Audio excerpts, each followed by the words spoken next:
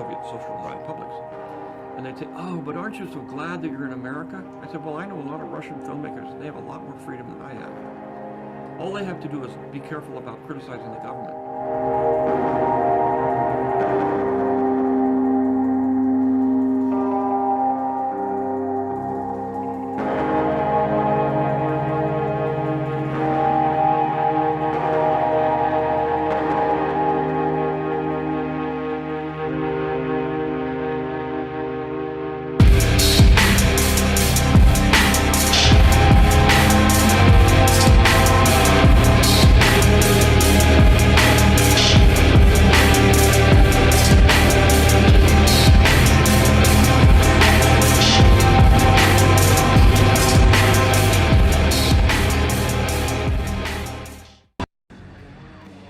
Good evening, everyone. I'm your host, Jason Miles, and welcome to another episode of Pop Life on this Revolution podcast.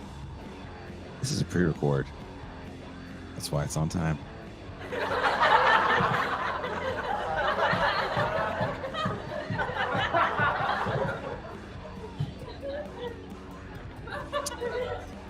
Fooled you with this little introduction.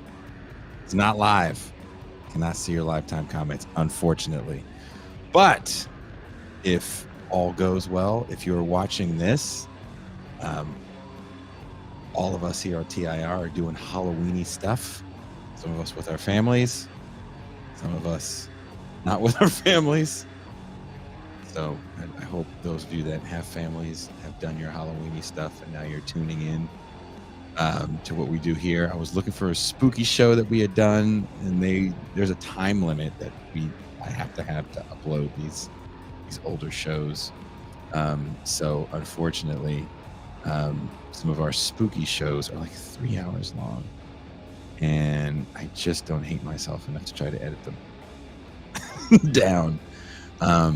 But I thought to myself, maybe this isn't a spooky thing, but there's something to me about horror and heavy metal that go oh so well together, or hardcore punk or anything aggressive, I guess.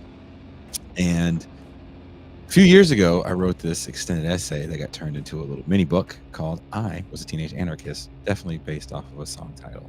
If you know anything about my writing, I base most of my titles off of songs of various genres. You'll never know what genre I pick from. The genre doesn't really matter as much as sometimes the theme of the song or the title. For hopefully by the time you see this, the new Crisis Papers will be out. Sorry it's taken so long to write a new one.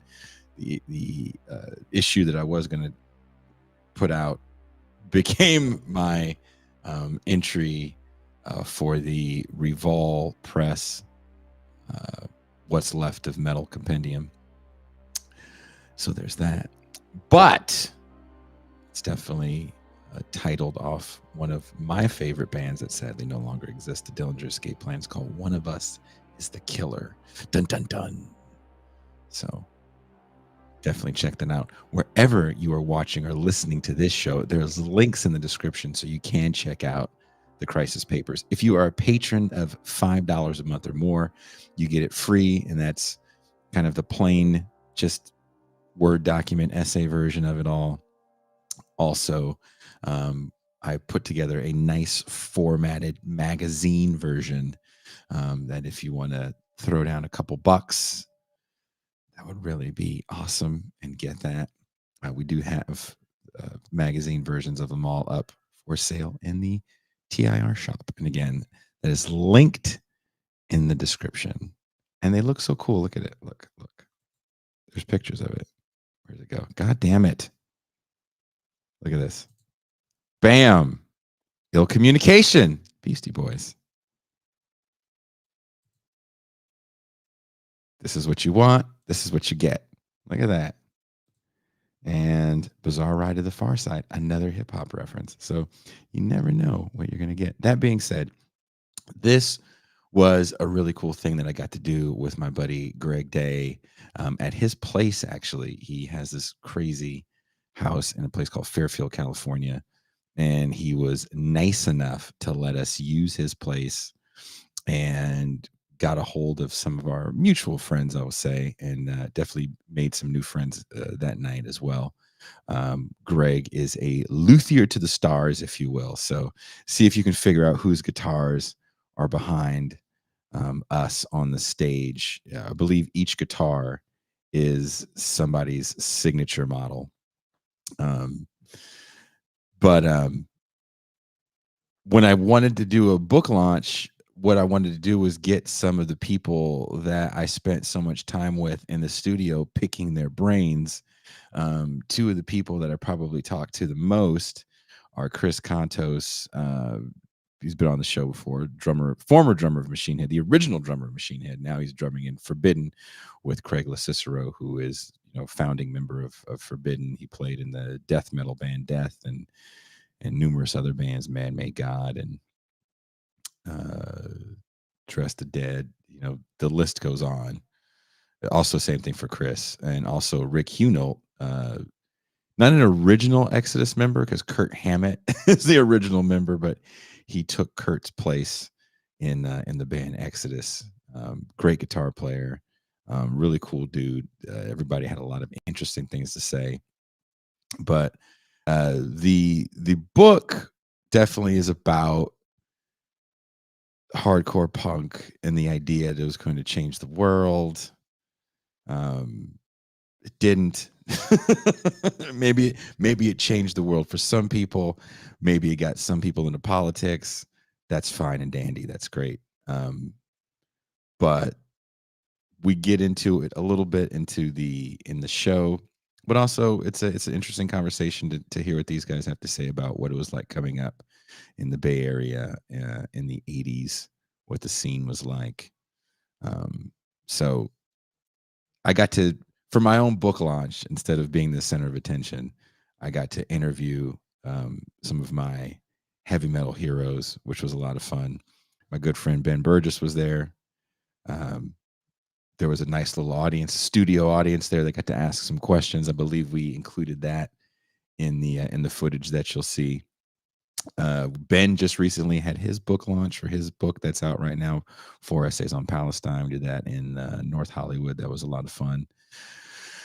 I'd like to do more of these things. They're just they're cool.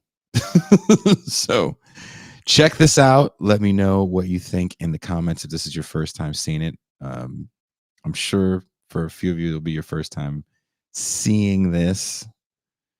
We're going to be doing a best of at the end of the year. Also, let us know what were your favorite episodes of the year.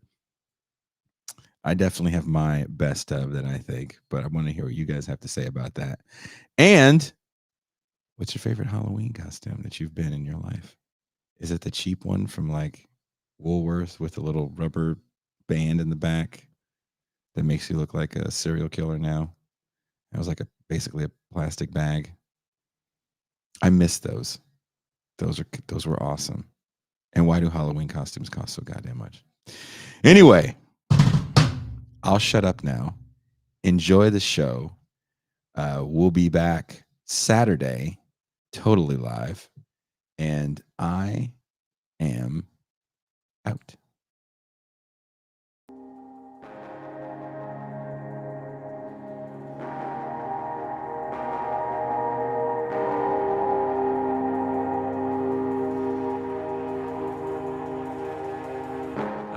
Back when Russia was the Union of Soviet Socialist Republics. And they'd say, oh, but aren't you so glad that you're in America? I said, well, I know a lot of Russian filmmakers. They have a lot more freedom than I have. All they have to do is be careful about criticizing the government.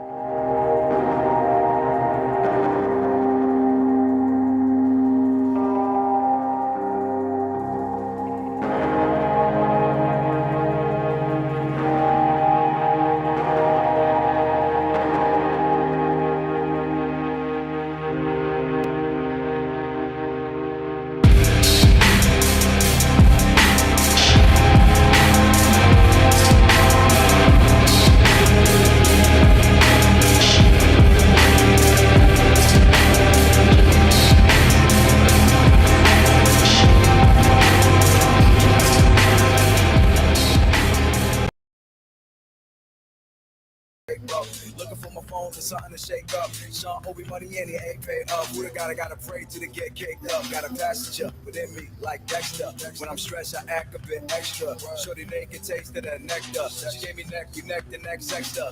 I'm a black hole, I'm an asshole. I'ma catch another Vic in my lasso. I'ma catch another lick, that's cash flow. Sometimes I think I'd rather live on the cash roll. I'm the cat they ignored in the back row. Now they hear me sound off like a bad note. Cross the border like Chapo. Another chapter of my life.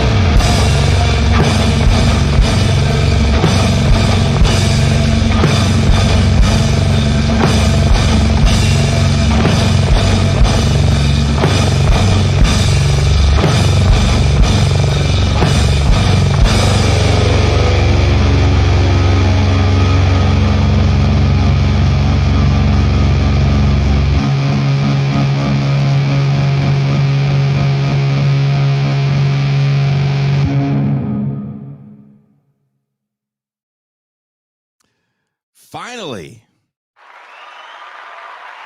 Jesus Christ. Thank you guys for those that stuck around. Thank you, Toussaint, for, talking to people. She's off today. Everybody's off today. This is the last Saturday show of 2023. So many Saturday shows. I remember when we started this, it was out of a necessity. I can't remember who it was. Who was that guest? Was it Norm? Or we had been doing Saturdays by then. Huh. Can't remember who the guest was, but we had to do a Saturday show. I said, Pascal, we should add a Saturday show. He's like, I don't know, man. So here we are. 3 years later of the Saturday shows. Of course, 4 years total with TIR.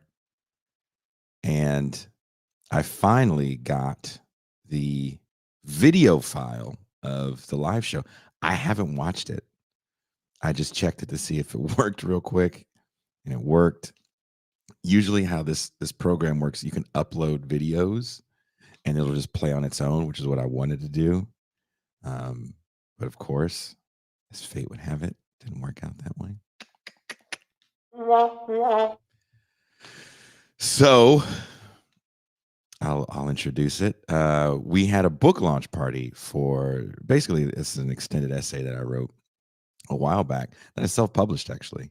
But that essay actually got quite a bit of traction. I was on the Majority Report. Sam Cedar liked it a lot and interviewed me. I think it was one of the episodes of the year a few years ago. But Alfie, I don't know if he's still with Sublation, has his own small publishing house, and he publishes these small pamphlets, and he asked me if I had anything, even something that was older. And I was like, there's this thing that I wrote that I really, really liked.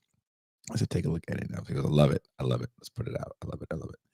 So since it's about music that, I guess I wouldn't necessarily say I played, well, I guess I played a version of hardcore punk music, more on the metal spectrum, me personally. If you really want to split hairs on genre, it's all distorted guitars at a certain point. And I have all these friends. I lived in a warehouse for years in West Oakland where all of my heroes and influences rehearsed and recorded. And over the years, I had spoke to them about their times in the scene, and I'd asked a lot of questions, very inquisitive, kind of the basis of what we have here. I took some pictures of actually where I wanted originally to do a show, because we had like a little bar stage set up right by where my room was. And I always wanted, that's why I had so many fun unrecorded interview sessions with some of the people that you will see in this video. It was a fun event. A friend of mine just purchased a house in the San Francisco Bay Area, and he's a guitar tech to a lot of the bands that we both grew up listening to, you know, Slayer and Exodus and Testament, Forbidden, all these guys. Anyway, or a guitar luthier, he fixes their guitars, and he's been fixing mine for years. And he says, "Why don't we do this event at my place?" So he has this really cool room that he calls his jam room, where him and his wife actually practice and play. And there's a wall of guitars behind us, and I would love for you guys to guess whose guitars they are, because they all belonged. They were gifts, I believe, from different players. So it's some people's signature models, stuff like that. I think if you look close enough, you can see my amp that Greg has now. So that's pretty cool. Kush looks as Jason looking. I didn't get any bed, bath, and beyond for Christmas. You know what I got for Christmas? My daughter gave me the kind of the nicest gift ever. My daughter, who's 25, took all the photo albums from my grandmother's house and from her mother and I. And I hadn't seen some of these pictures for 20 plus years. So it was kind of cool to look at actual photos at a time where we weren't taking pictures for the world. We just took them for ourselves, I guess. And then, you know what? I was so thin. It's like, oh. But this was a fun event, and thank you for everybody that bought a ticket and came out. So as you can imagine, there wasn't much of a green room. And my friend actually Greg made a cool little green room and had, you know, it catered. His brother-in-law is a chef, so it's like all catered and everything. It was actually really, really cool. He had valets parking cars and help people park. It was a very top-notch event. There was a Q&A at the end. I believe that should be all in the recording. Scott Parkin showed up to the event. Some of the members of Bitter Lake showed up to the event, and definitely for those that stuck around, they got to hear some Bitter Lake fun road tour stories. I don't believe that's on the recording because this was kind of cameras had shut off and we were just hanging out afterwards. So it was a real cool time. I hadn't seen some of my Bitter Lake bandmates in I haven't seen Morgan in at least 3 years.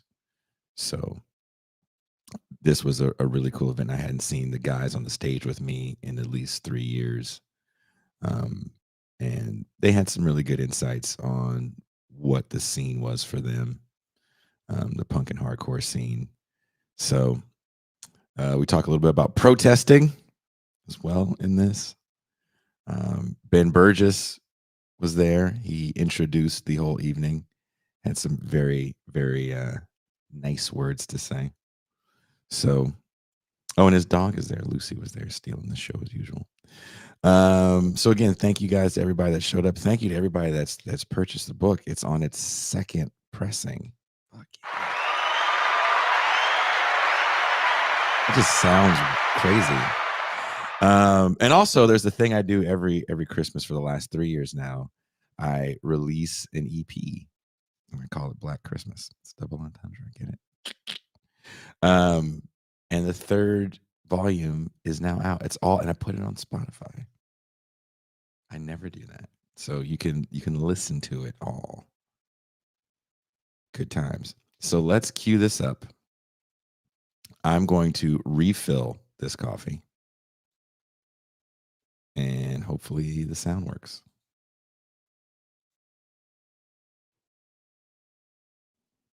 Watch it not play. Just my luck. I was gonna say white trash. Both parents. Do you consider yourself trash? Damn it. All right. Makes you think. Tell us when you want us to go. They just got everything going. So I can't see a fucking thing. Set and ready to go. All right. And just briefly, Greg had got a whole team of people to set the room up with. I think there was 3 or 4 cameras, and as you can see, we all had mics, and Ben Burgess did not talk into his mic at all.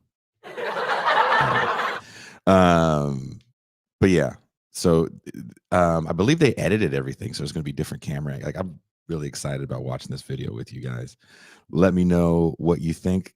Ben and I want to do more stuff at this location because it is actually so cool.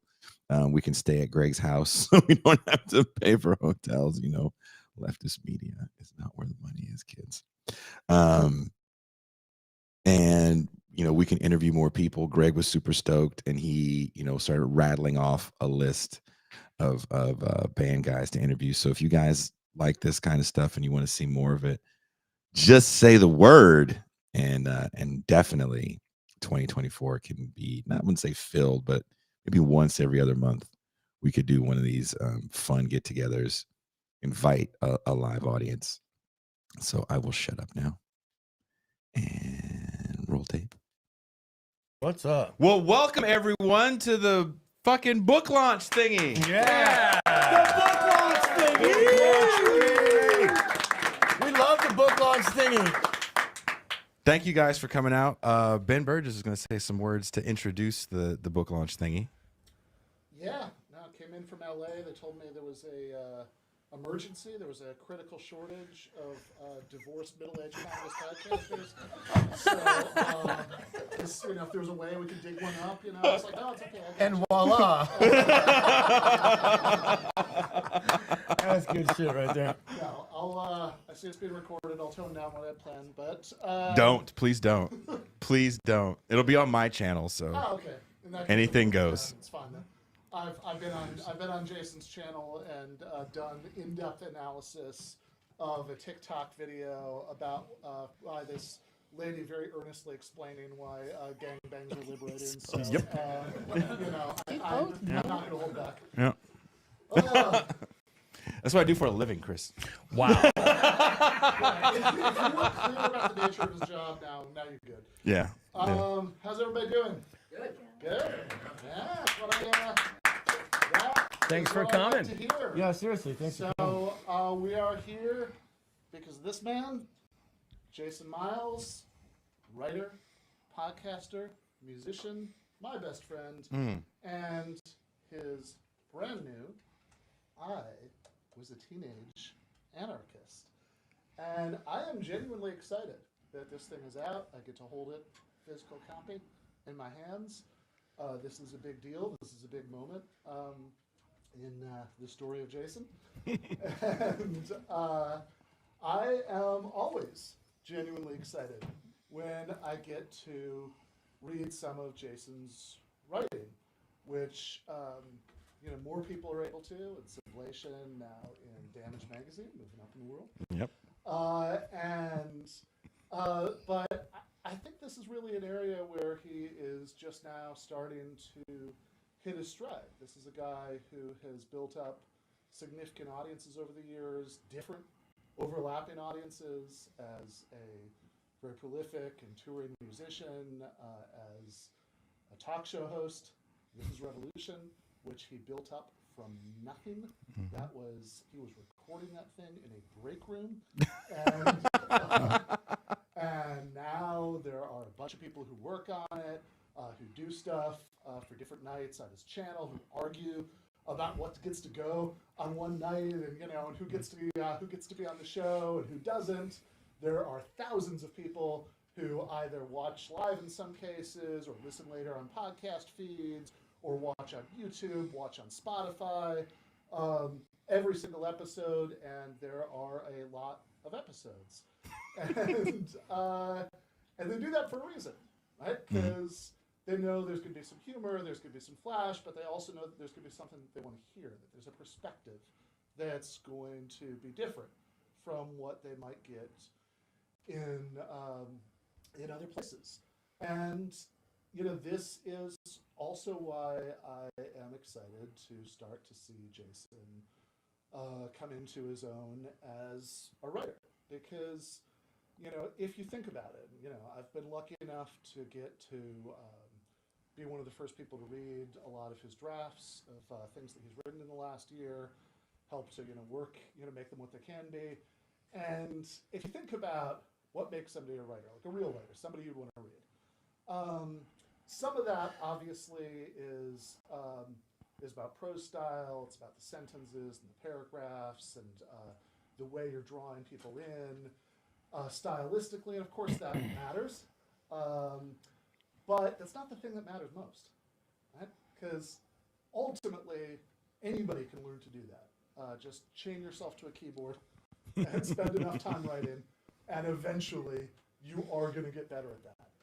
And again, it's a thing you want, but there are many, many people in the world who have that, who are like just the most empty-headed PMC dipshits on God's green earth, who have writing degrees and and can put sentences and paragraphs together like nobody's business, but ultimately who cares?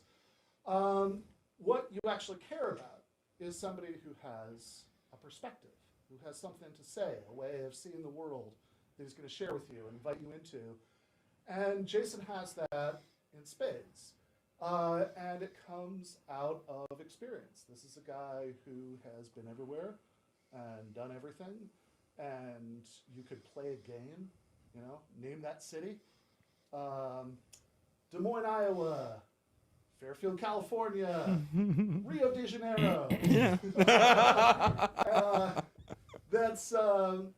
And not only would he be able to tell you where the best burger place is and which parts of town are going to have shitty traffic and you want to drive around them, but he's going to have some story about going there. And most likely it's going to be from his years crisscrossing the country as a touring musician. And it'll be something like, oh yeah, me and the band, we stayed in this hotel, and yeah, it was a little sketchy. We almost got into a fight with this guy who was selling drugs in the hallway, but then it was cool. We hung out with him. He was fine. Well, he did tell a story about killing a guy once. I didn't like that, but they, other than that, That's a Jason Tour story. That's fair. It was fine, right? But it's not always going to be that. Sometimes it's going to be some story that'll start out as like, oh yeah, well, during the years when I was working as a realtor, I spent like 6 weeks there. I'm like, what the fuck were you a realtor? Do you have your license? Not anymore. Somehow, just like about the same age I am, Jason has managed to pack a couple of more lives in there than I have, or most people that I know have, and he has developed this perspective out of it. Now, you can go to a lot of places and see a lot of things and still come out of it just as dumb as you were before. That certainly happens. But if you aren't noticing the right things, if you aren't asking about things, if you aren't thinking about things, but Jason is somebody who's going to consistently notice and ask and think. And what comes out of that is a perspective that has some sharp edges to it. It has an element that could be mistaken for cynicism. I remember our friend C. Derek Varn once, after reading one of Jason's essays, joked that he was like a version of Adorno who would not have called the cops on the protesters. Which, that last part is important. Yes. Because the thing that you can mistake for cynicism isn't really that. Because even if there is a hard-won realism, a sense of how things work, an ability to cut through bullshit, it is ultimately grounded in an understanding that things could be better, and leaving open space for the possibility that they will be better, and people will do better. That grounds the whole thing. Whether he's writing about music, culture, politics, horror movies, I'm sure that's coming. Definitely. It emerges in all of those contexts. Now, I did not know Jason. He was a teenage anarchist. It's just a title. They have I understand where you got it from. Don't step on the line. No, I have. Well, when you're done, I have. I did not know Jason.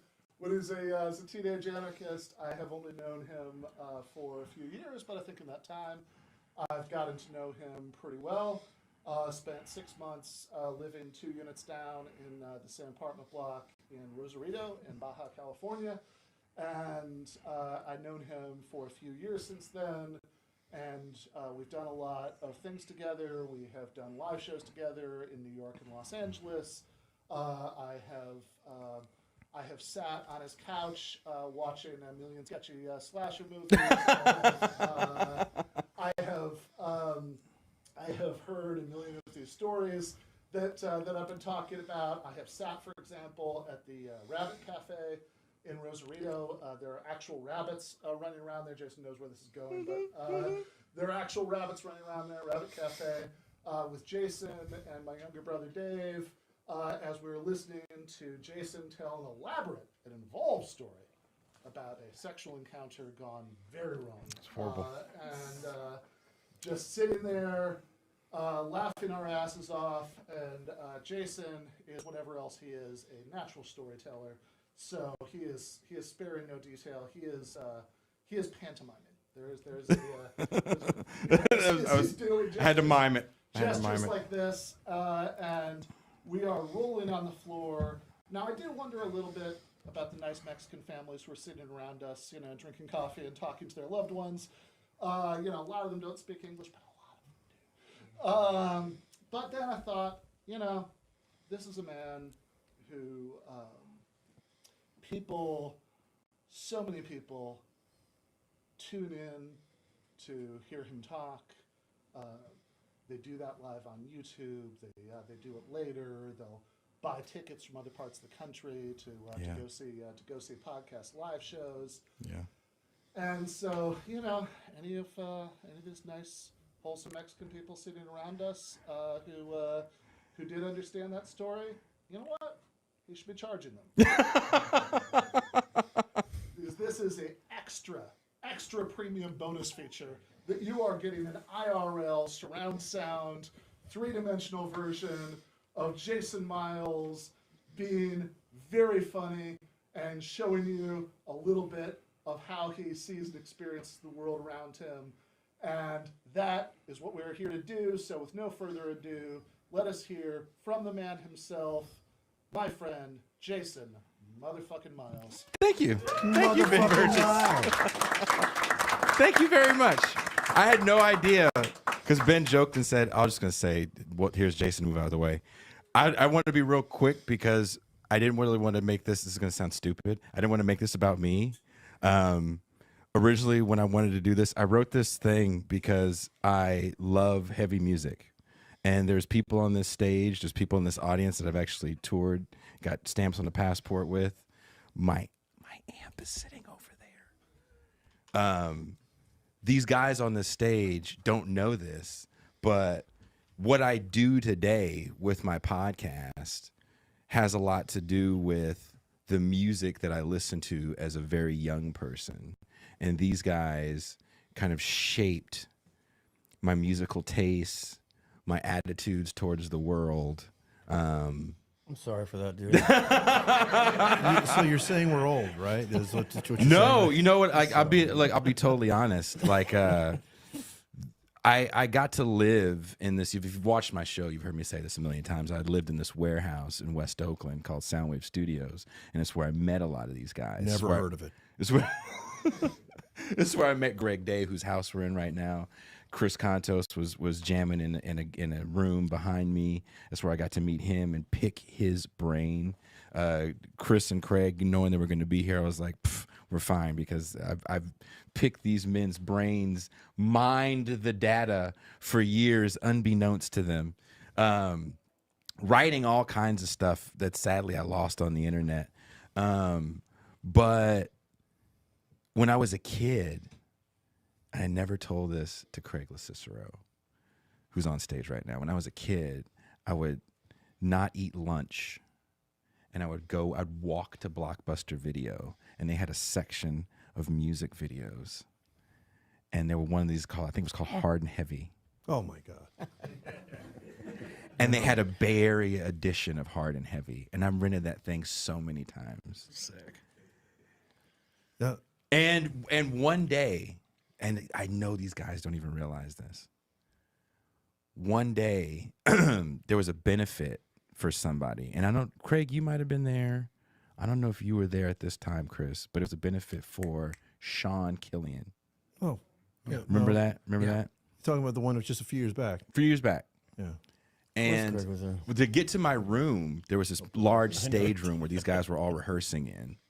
And literally, it was that video that I watched as a kid thinking, dude, these are the coolest people in the world. And I opened the door and they're all there. It was like down there in between songs or something like that.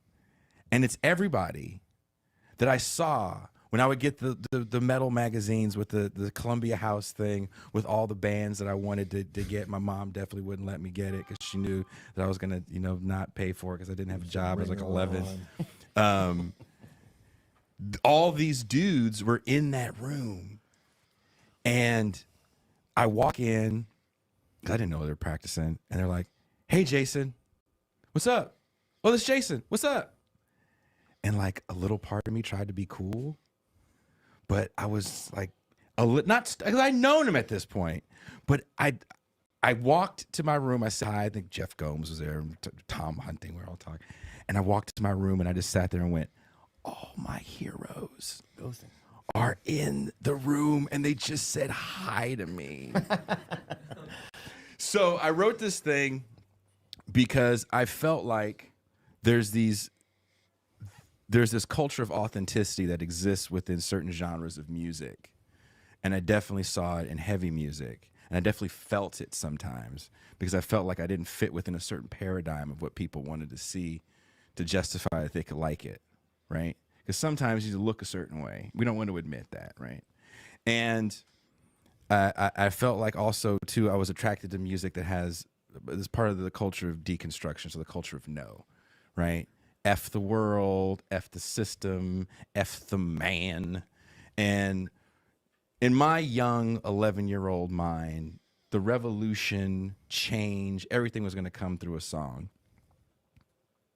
Life showed me otherwise, right? I found out that, hippies didn't stop Vietnam. The Viet Cong had a lot to do with that, right?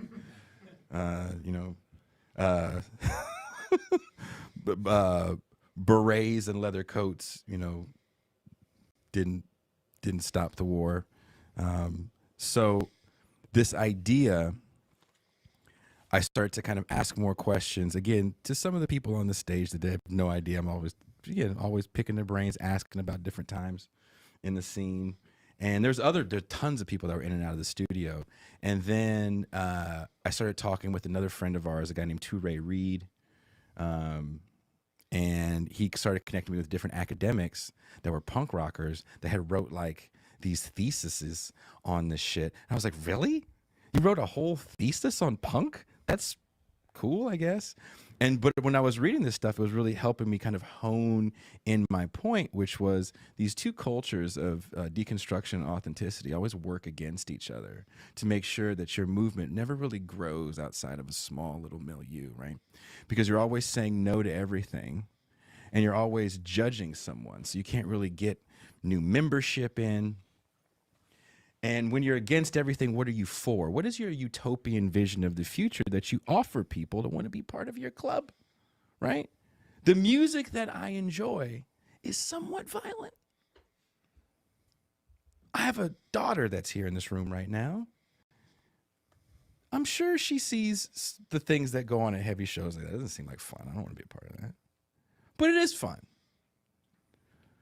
And I'm not condemning the music. Why would I condemn something I love? Why would I condemn something that's a part of me? I just used it as something to talk about for the way we look at kind of movements today, right?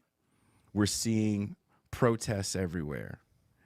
I'm going to have Vincent Bevins on my show, who just wrote a really great book about we were the most politically active in the 2010s than we've ever been in history. What changed?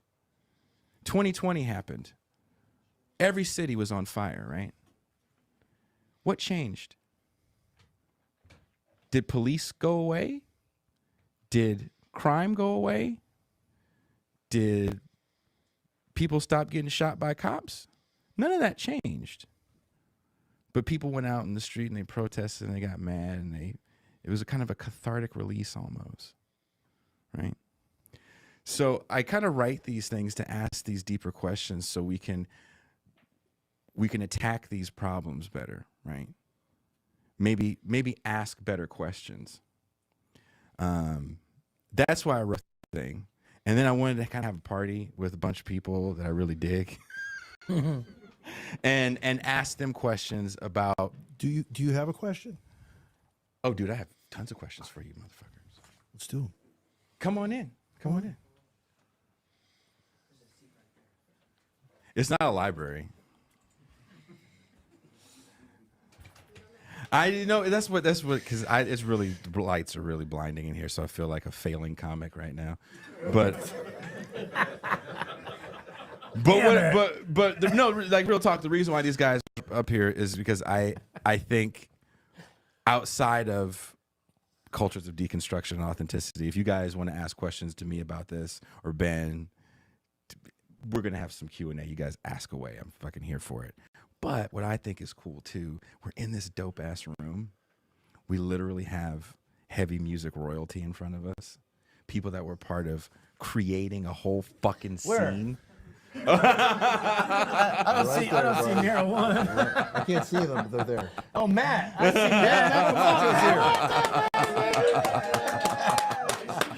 Damn it, Matt.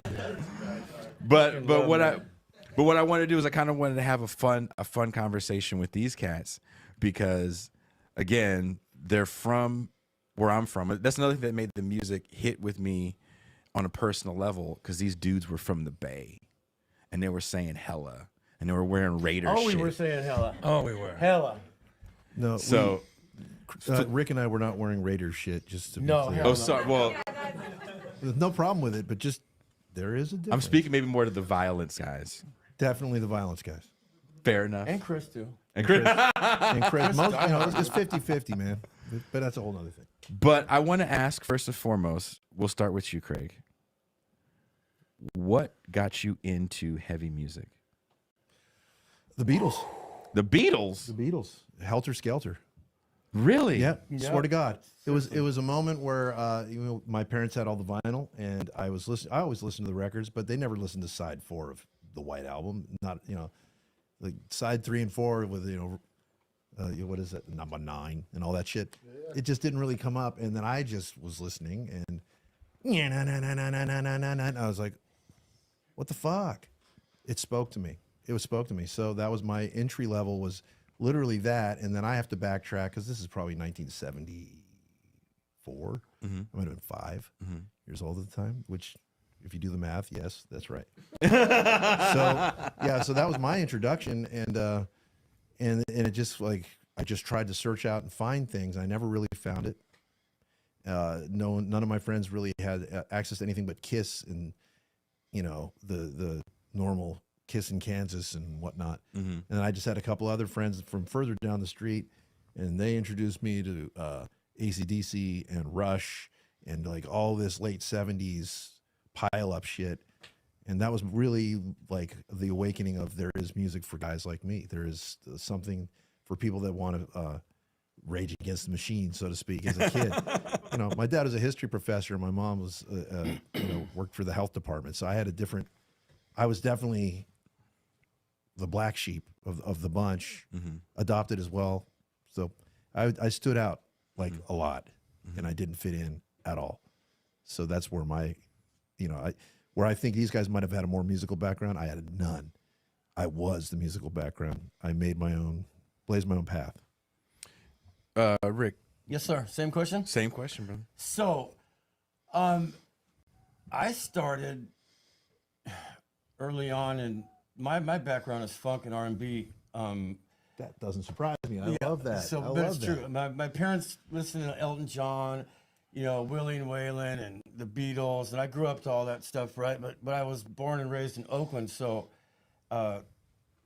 in North Oakland, and that's all we listened to was like Parliament, Commodores, Heatwave, Marvin Gaye, just it goes on and on and on. Until I moved to Concord, with my mom, the whole divorce thing, whatever. But and then we left Concord, and I came back, and I got a skateboard, dude.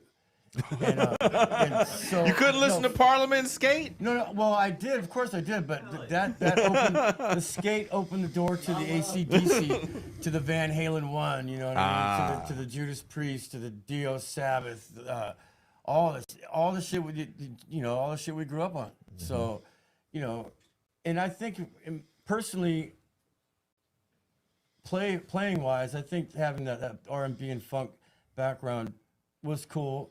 To have that as a base for the heavy, you know what I'm saying? So as a player, I don't know, it gets kind of crazy deep. So I can see it. Well, it makes sense. Brother Cantos? My path is kind of based on my dad was in the music industry. He was a songwriter, singer-songwriter, producer, idol maker. He worked at the Brill Building with Becker and Fagan and Carole King. Then he went on to discover the Shirelles and brought Dusty Springfield to the States for the first time in her career. Worked with Dr. John Hammond. Damn. So my parents met in the music industry. I was brought up in the studio sitting on Rick Derringer's knee or whatever. So I was always in the studio, always around music. And when my folks kind of divorced, separated, all of his records from music companies would still come to the house, the promo copies, the old corner cut off the side of or the gold stamp promotional use only. So my mom would like be pulling out Boss Skaggs and whoever, and I'm like, Alice Cooper Killers. Or the first Kiss album or first Black Sabbath album, they'd be in there, and I was like stashing those and listening because I always had the ability to play the stereo. I was allowed to put records on the stereo and play music. So that's kind of what kicked off my heavier direction. Then, much like Rick, we moved to Concord, and there were skaters and that whole thing. And it is true that like skate punk comes way later. yeah. You know, the whole Stacy Peralta vibe, that whole thing, that long-haired kind of, it was still rock-based. It was, you know, like you said, Priest, Van Halen, AC/DC was huge in that, you know. Z-Boys guys. Yeah, you know, it was like rock first. Right. And then it molded into Devo and Black Flag and older brothers, you know, that having that lean. And that just spoke to me, you know, as like you said, angry, deconstructed. My mom and my grandmother were super politicos and on top of stuff. So I knew about Pol Pot and the Khmer Rouge. Yeah. I knew about Franco. I knew about what was going on in Chile, you know, on point, you know, at the time. I was involved in the adult conversations as a kid. So as that music came at me, I was like, wow, okay, this is a definite correlation between, like you said, music can change the world, right? Yeah. Does it? Did it stop Vietnam, right? Like you were saying, is on point. If you guys read the book, I definitely Here say we 84 go. is an important year because I read the 84. book. See, 84 is an important year because Reagan gets reelected, and it's kind of like your whole movement is against this ultra conservative moment that's happening in the early 80s, and you're so laser focused, and we're going to defeat this Reagan Thatcherite conservatism. Yeah. And it was, you know, it was in our face too in the scene, right? We had Feinstein trying to, you know, close every single one of the clubs that we all were trying to come up in, you know. The Mabuhay, right? And she was liberal. Oh, she was trying. was like the beginning of all of it, really. Yeah. 83. Yeah. Seriously, that was like the beginning, dude. 84. Yeah. Yeah, 1984. That's 84 is a huge year for it. It is. It It was. was the very first political conversation I could ever remember having. I was 4 years old. I came downstairs. I'm sure I didn't know. In that jacket. Damn it. Don't be ridiculous. I obviously had a smaller. I'm sure I didn't know what an election was, but I remember like waddling down to the kitchen, and my dad is like reading the newspaper, and I knew that there was a thing that somebody won, somebody lost. I guess that much at least had penetrated, and I was like, oh, who won? And I'd still remember my dad just looking at me, and he just had this expression of like utter like sorrow and disgust.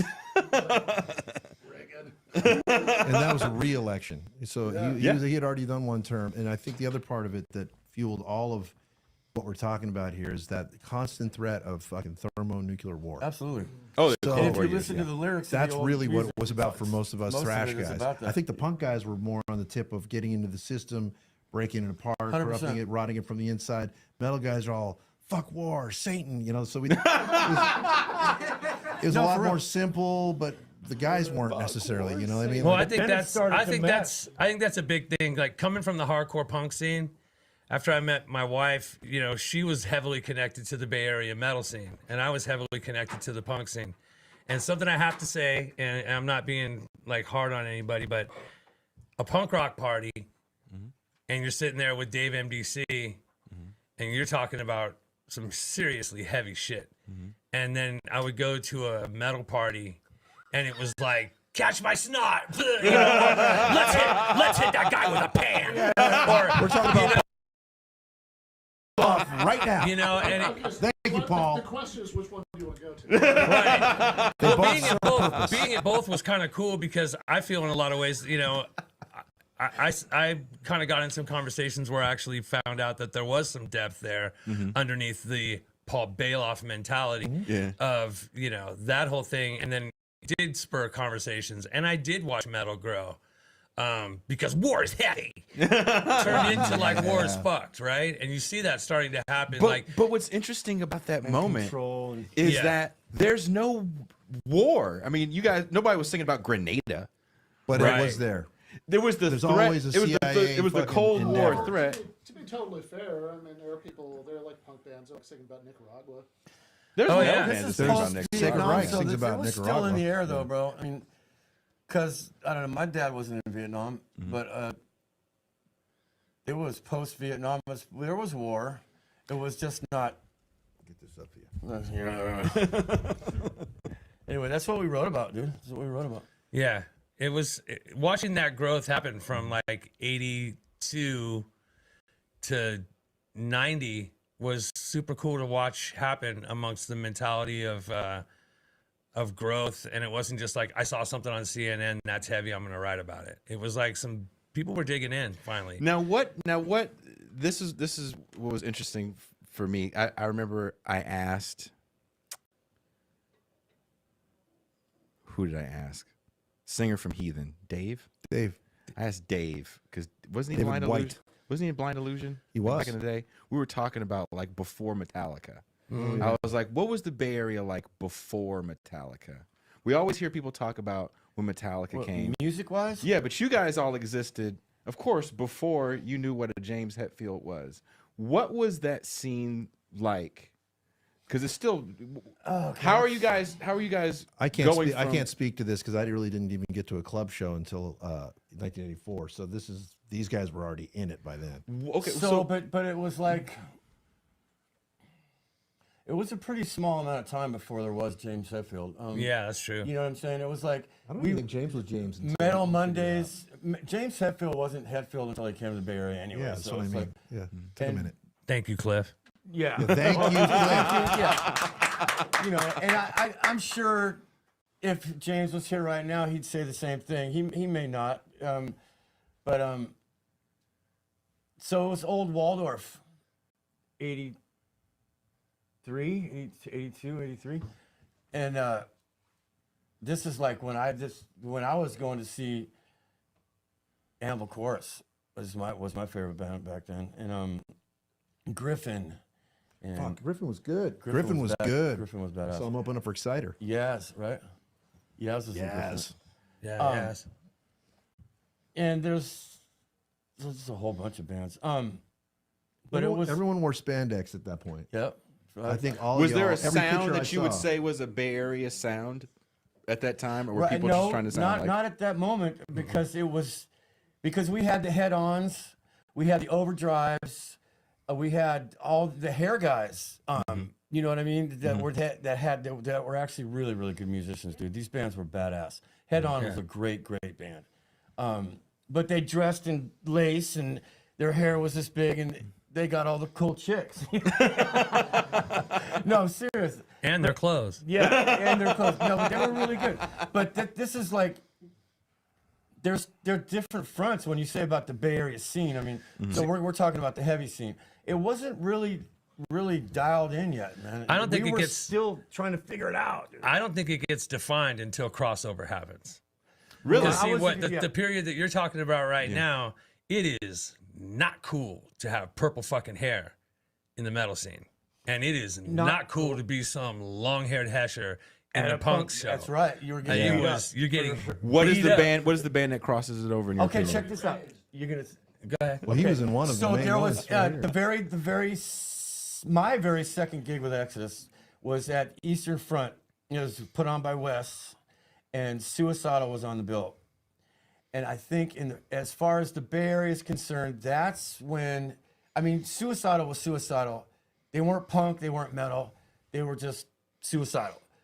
But they brought a whole bunch of fools up. But with you them. remember it was 2 days, 2 days. right? Don't leave out Slayer. So you had Circle One, the first day, one of the most violent, brutal punk bands from LA. You know, so there was like the punk and The long metal days were thing getting their happened over asses 2 days because it wasn't cool yet. They kind of separated it, but everybody hung out.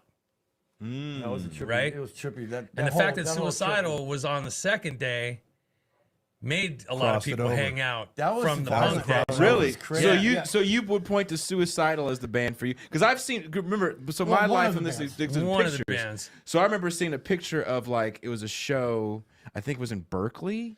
This had to be like '84, and I want to say it was Slayer. It was in the Bay. Outdoor stuff? That's Yeah, it. outdoor That's stuff. what he's That's talking about. Yeah, Eastern yeah, Front. yeah. Slayer was on That's that Eastern bill. Front. They headlined that gig. We played, I believe, right. It was on a big truck bed, a big semi. Yeah, that's truck what it looked like, Stage. yeah. It was awesome. That's one of the most famous shows ever. Harold See, O it happens documented here. that well. You know, it Yes, it happens here. You know, punks and metalheads finally stopped griping over haircuts because the music was all so dope, right? So another big day was GBH played one day and Motorhead played the next day up on Broadway. Everybody stayed, right? And it was a cross thing happened there, and then metalheads at Discharge or. You know, punks at Exodus, Vermin, Possessed, Slayer. Yeah. They They were tripping you out know, because can I we just were say- playing so fast. From what I witnessed, because this is all accurate, and from what I witnessed, the first shows where I felt like, and there was confrontation at first, Oh, yeah. but where they started actually clicking for the most part was the farm. Those Oh, farm yeah. shows. First it was fights, then it was like, bro, it happened over amount of time, over some 40 ounces and a lot farm of was- fucking, You know, a lot there of- was a some lot little- of growth, man. there was I saw some amazing bravado. shit there. There was some bravado that helped it along too, because I walk in with the 2.5 foot mohawk. Yeah, you might feel like who's that freak, but you ain't saying shit, Right. For real. right? Yeah. Not to be a dick, but like, yeah, wrong guy. You know, Yeah, it's not yeah. some skinny little wormy different guy in a trench coat in the corner that you want to go bully because he's got green hair. You know, and there was starting to be a little bit of that. No one's fucking with Johnny Pute. Yeah, man. Right? And then the same kind of goes for Chuck Billy walking up in pink spandex. Fuck these poser motherfucker. Hey, Chuck.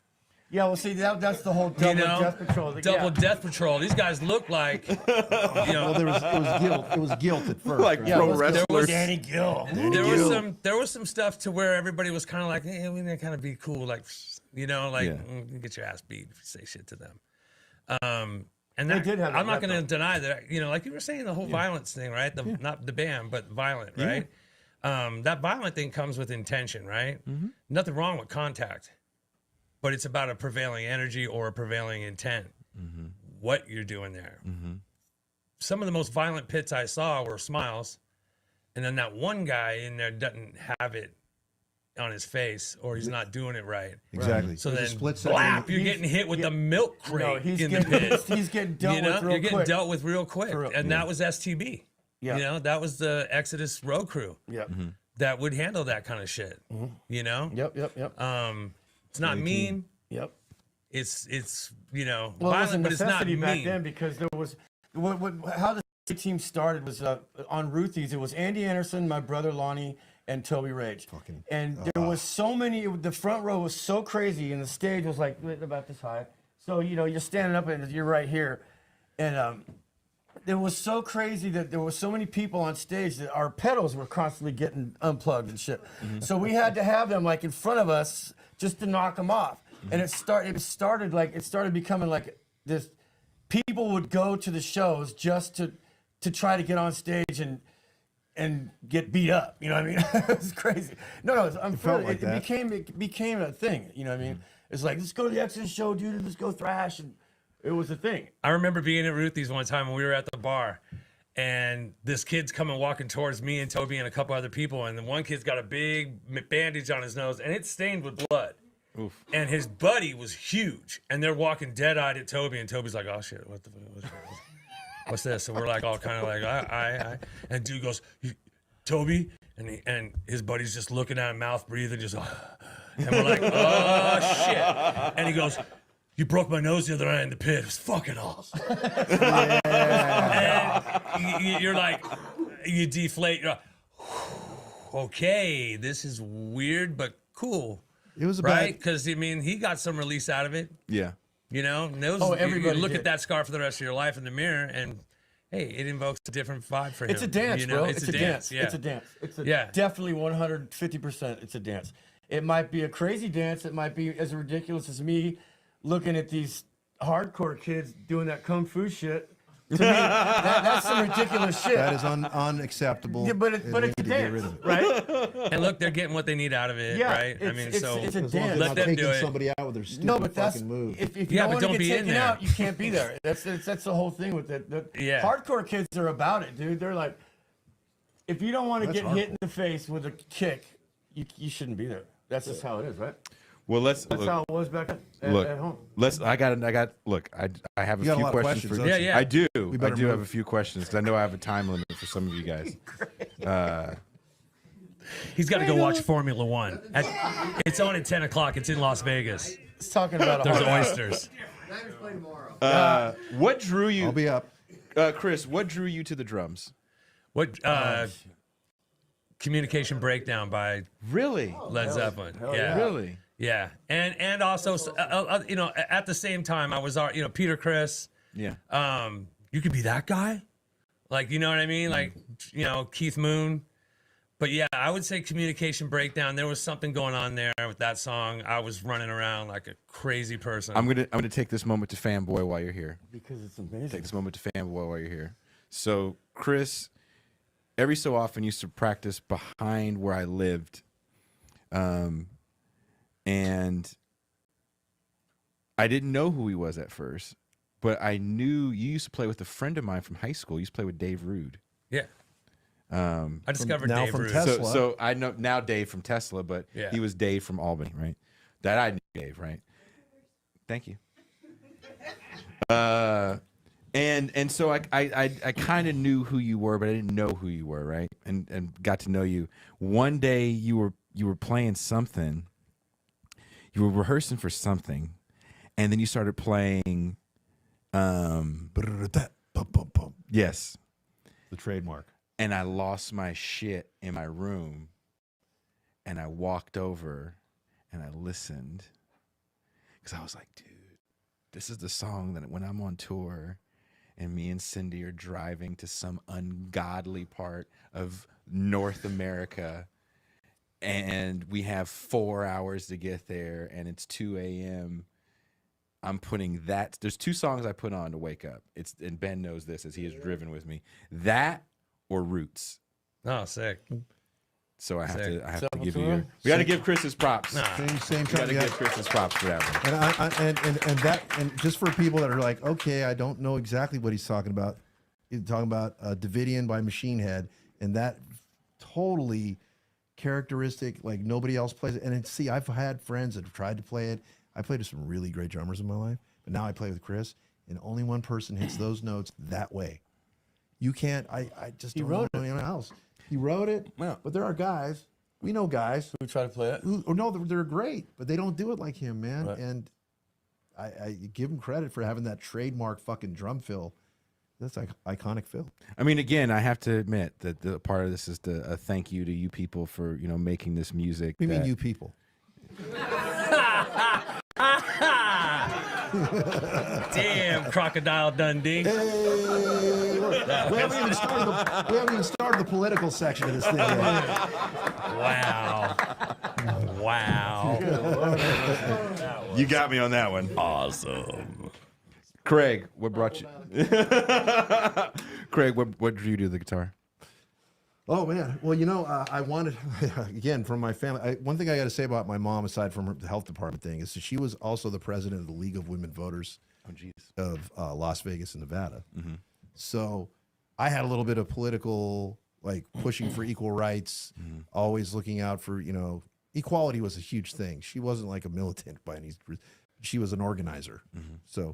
So my whole family did. I mentioned no one played music, right? Mm-hmm. So we moved to the Bay Area. I have never got to play an instrument really, except for sit at somebody's piano or grab an acoustic guitar with a penny or something. And I'm like, I gotta play something. I want to play drums. Drums are too loud. All right, well, can I play bass? And my stepdad had 3 kids who were in a band called the Soul Connection, and they practice in his garage. Though, bass is too loud; it carries down the street. Can I play guitar? You can turn it down, right? Yeah. That's why I played guitar. So I went down the line, and then I found what was right for me, and that was my beginnings to guitar, and it was an immediate thing for me where, okay, this is right. I heard riffs, I heard songs. I was in Forbidden Evil before I had turned 16. I was already 15 when we started Forbidden Evil. So I hadn't been playing for more than a year and a half by that time. And I had a guy like Rob Flynn who was incredibly well-versed and a couple years ahead of me in playing as my mentor like El Duce. But yeah, he was like, kind of my mentor. What? Oh, you look at your dog. Oh, Lucy's awesome, by the way. I love your dog. Your dog. Clap it up for Ben's dog. So that was my origin story. Rick. Yes, sir. Guitar.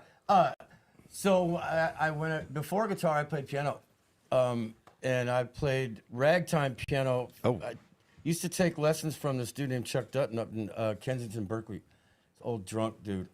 And my grandma wanted me to learn how to read music, and I was like, man, I can't. This is crazy. This looks like gibberish. I didn't want to learn how to read music, dude. So I just and then I sold the piano that I had, and I bought a Univox Strat.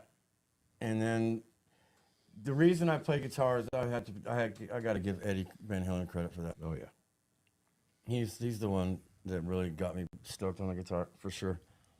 When you heard Eruption or what? Yeah, the whole VH1, absolutely. Game changer. Blue, total. Was VH1 a game changer for all you guys? Yes. yeah. Without a doubt. If anyone who says it wasn't, it's just being a dick. Yeah. Because I mean, for real. For me, it was the tuning on the drums thing. Yeah. Because Alex 70s, is so underrated. 70s drums, they're big and rubbery, right? And Yeah. of course they go doom, doom, doom low, right? But there was not a thing happening. Yeah. And Alex comes from a big band kind of mentality, right? So then I find out his drums are tuned to the A train, right? And right? And so I'm like, oh, okay, that is a thing, right? And for me, he hit the cymbal on the right note, right side cymbal with the right side chord, and that all became like a musicality to me that I really heard, and of course Neil Peart as well. But for me, like getting into that record was unbelievable, unabashed, unapologetic, So raw. And then I want rock and roll, dude. to ask this final question before we start taking questions from the crowd, which we've always wanted to do at a live show. We never get to do. That's true, yeah. So we finally get to do it. You know why? Because Matt and David weren't here. Yeah. There's only one guy who knows who Who they are. Yeah, we don't have a point of reference for that one. That's okay. Just they're nice guys. actually good friends. Good friends of ours. I'm just not famous enough. That's all it is. It's just me. It's me being a doucher. Yeah, But- the guy, he's still mad because this guy in the front row who watches Matt and David's show and watches my show and doesn't watch This Is Revolution. This is He saw me on someone else's show. It's like, oh, come check it out. I'm in the area. I'm fucking glad you're here, brother. I'm glad you're here.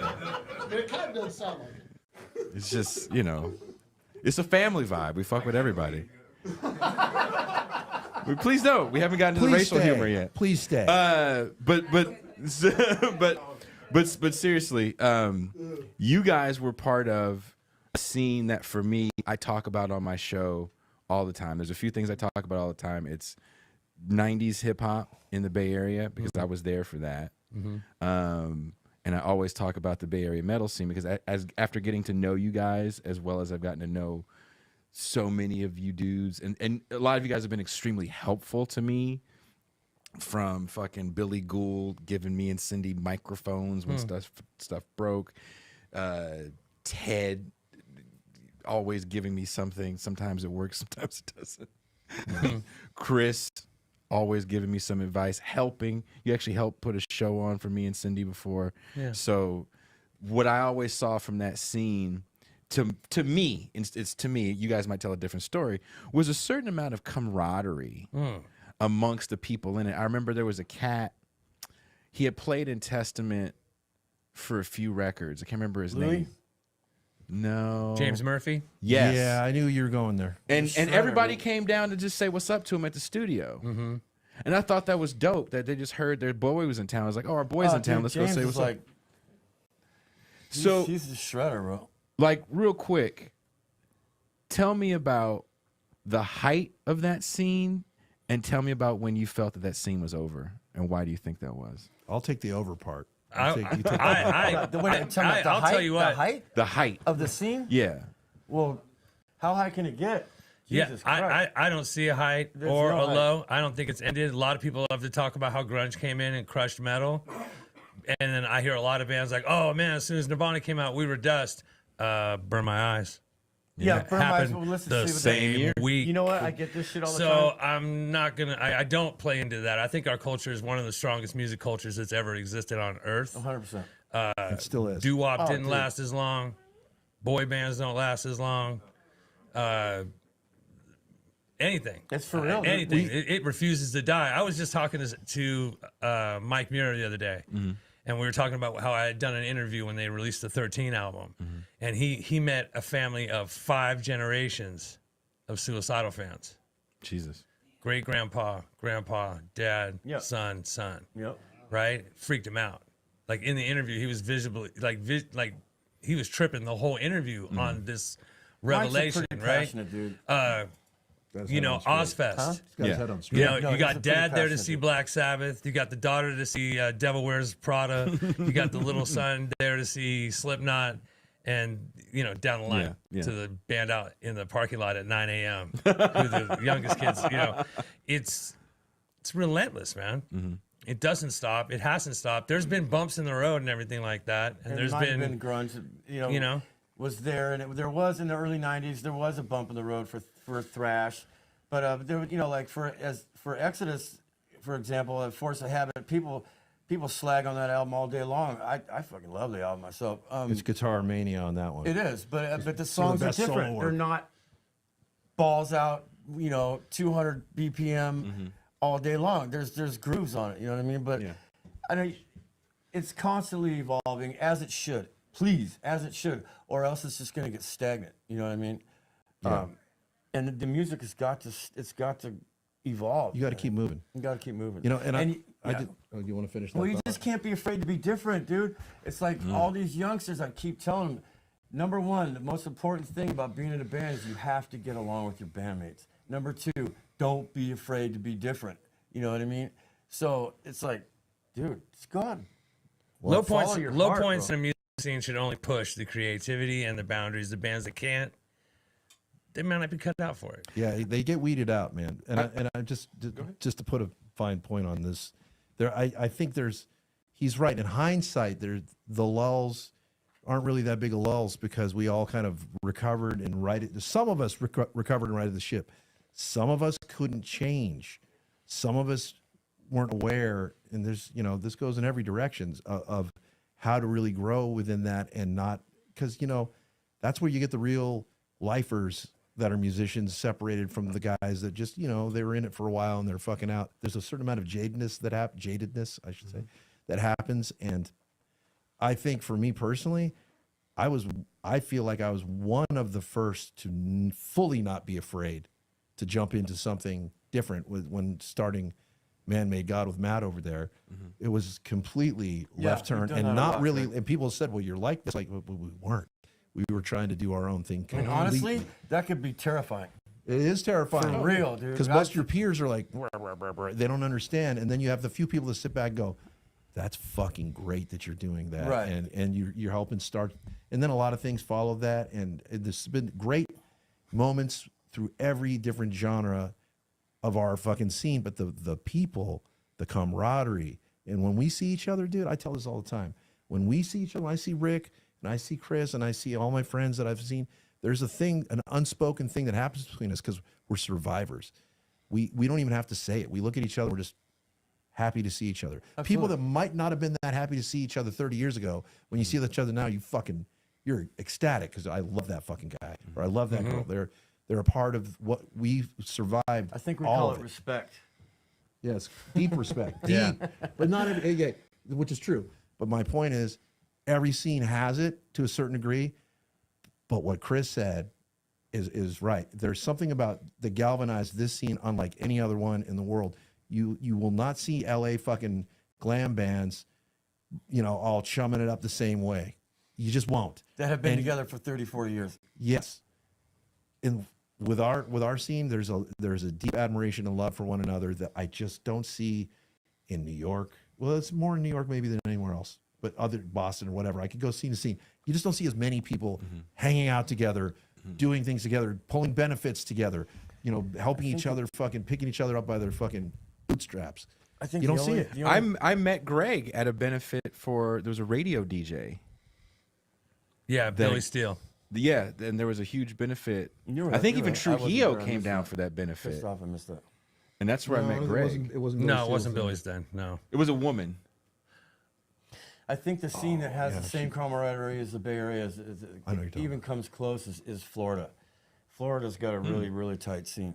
Florida metal's tight. Yeah, it is. They're death metal Scandinavian scene. metal's tight. They love that shit.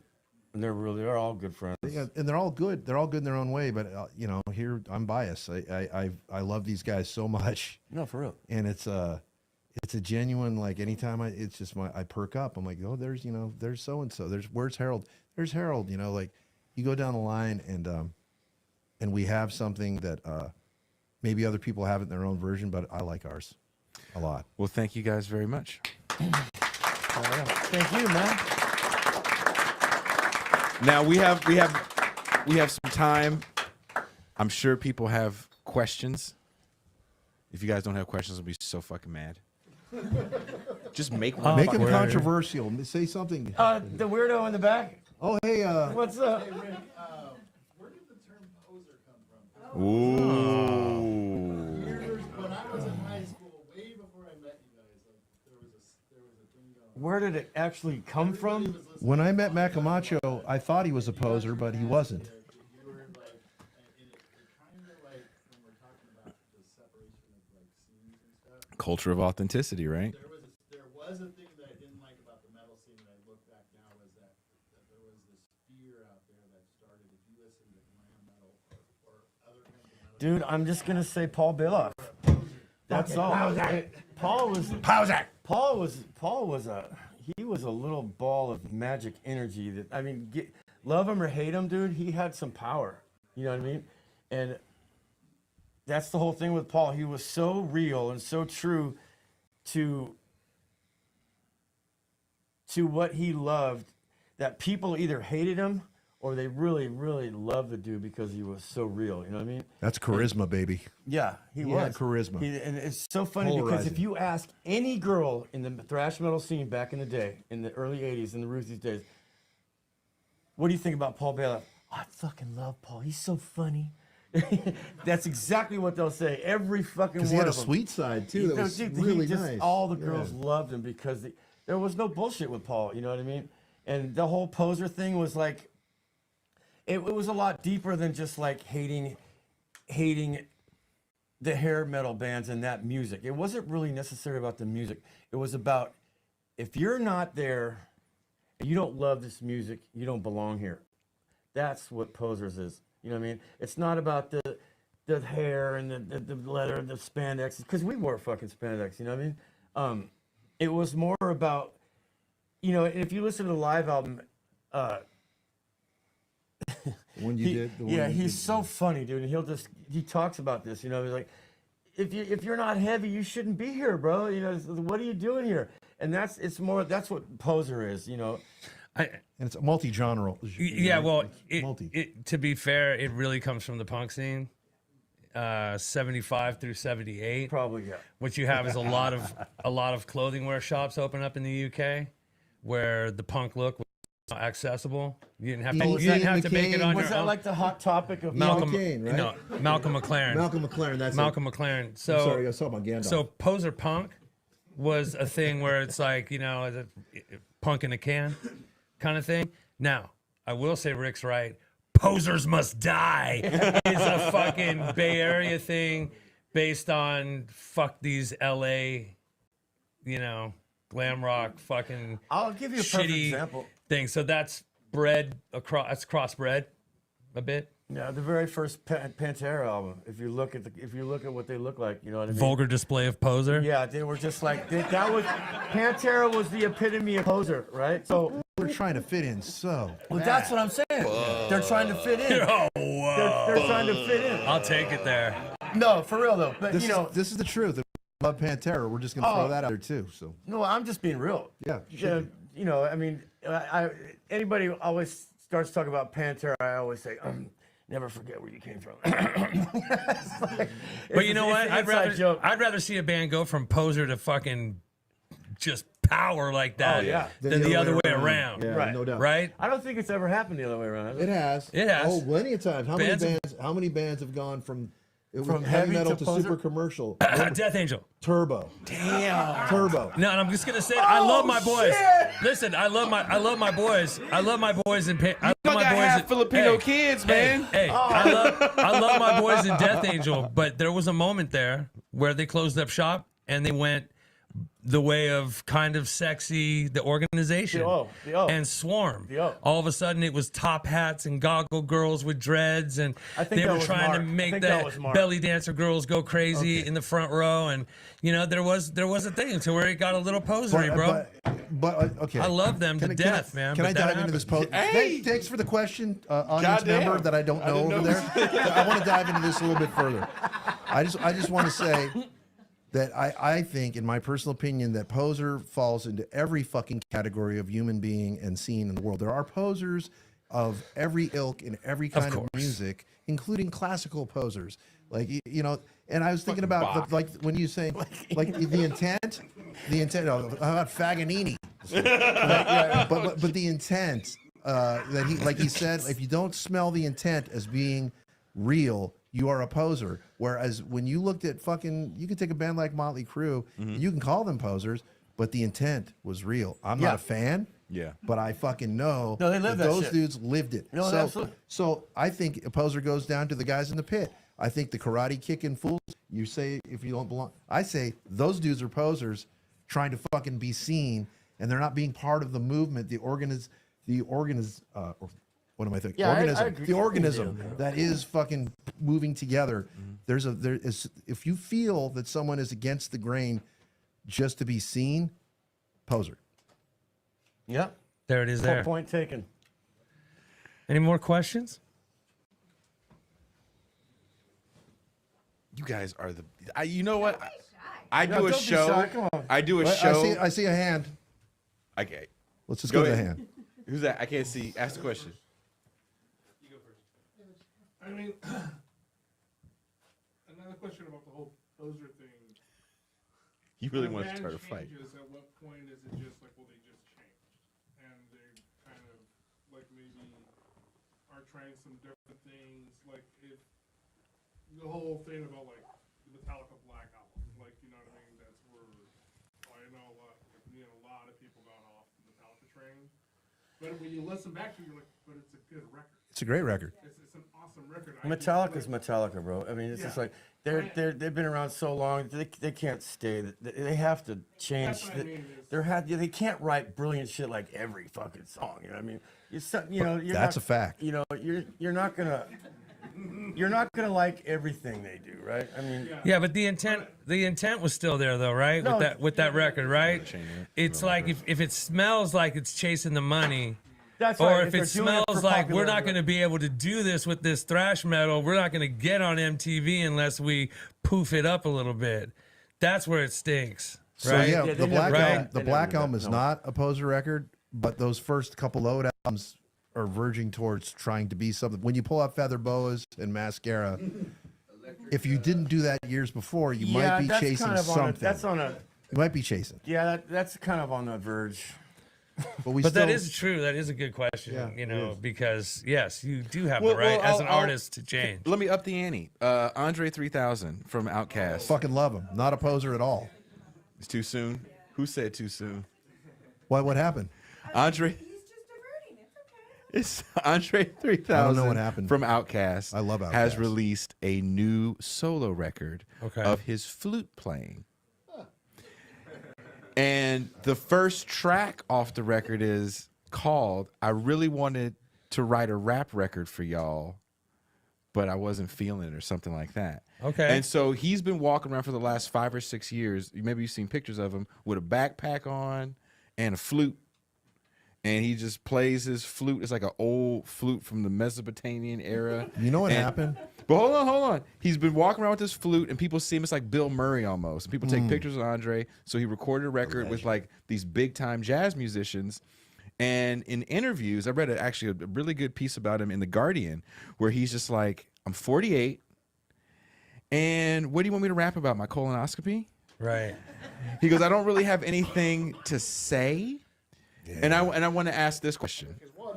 Not a poser. That just comes in. That sounds like some brilliant self-awareness to Yes. me, right? That sounds like some brilliant self-awareness, Yeah, right? man. Because if you're out of shit, you're out of shit. Well, let me He's just raise to the you point this. where he ain't got nothing to say. He wants to play Right. the fucking flute. That's Let me raise you this. So fresh and so clean. I thought it was interesting. So our producer, my show producer and I, M. Toussaint, we're talking about this.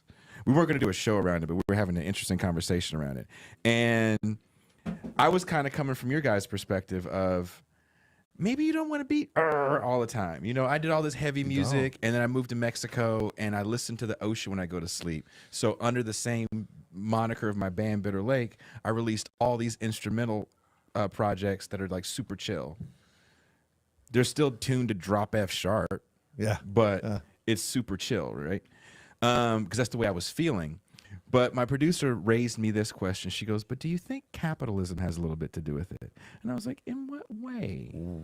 She goes, do you feel that you're so afraid that you won't sell if you made an honest rap record? That's what's going on right now. It has been for the last 10 years. That People are so afraid you that pivot. they're not gonna sell albums and they're not gonna pack shows that they just they don't want to they can't change. You know what I think Right. the defective I alluded to word this here, earlier. the defective word in this whole conversation right now is the word sell. No one is selling shit. Yeah. People are stealing Streaming. and streaming shit, right? That's something that that I'll probably take heat for. No, but in on the like, real, we're not big Lars selling fans anyway. Lars, dude. well, dude, that's not true. I mean, We were at one point. yeah, at one point, dude, there was some money to be made if you sold Back in our day. 550,000 copies of a record back in the course. day. The way it was structured, you're making course. some money. Now you get still $15 wanna go for in combat. There's an 975 Oakland. plays. Well, here, Never seen to it. your point, Chris. There's an Oakland artist named. She's a rapper, and she got some media attention recently. Maybe you guys read about this. Her name is Krayshawn. Did you say ew? No, I did not. Oh, I did. Just haven't. I did. Anyway, she had an album in like 2012, and it had finally went platinum. And she had put a Twitter post out. She said, "Please don't buy my record because I don't make any money off it." She goes, "I owe the record company $700,000." And she sort of screenshot of how much she owed because she signed an old deal where you were still getting paid off jukebox spins and there's no more terrestrial radio. She was already a thing in the streaming world, but her deal was so old she got no streaming royalties. So she's like, I don't get any money off the streaming. I don't get any money off physical sales because I'm so far in the hole. But it's 1,500 streams for one album sold. Yeah. 1,500 streams for an album sold. Spotify's the Spotify It has adds up just to like a tenth of a penny. So hold on, listen to this. Spotify has just come out and said, if you don't have 1,000 spins, because these don't get stored in a magical cloud. There's actual there's computers space. and there's space that's being Don't taken even up, hold your and shit it on. costs millions of dollars. They're losing money rapidly. So Spotify said, if you don't have 1,000 spins, you're not going to get drop you. anything. We're not going to pay you any royalties. They said maybe we're going to roll this out in 2024. This woman had so many spins that she sold a million copies from these spins. Cool. That's awesome. Do you think there's this odd, I'm going to add to the thing. Do you think there's an odd disconnect? And I asked this question to all of you too, because there's various age ranges in the audience.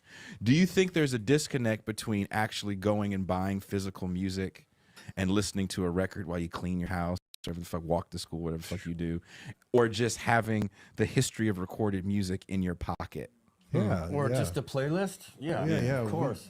Does it change the way you're connected to the art?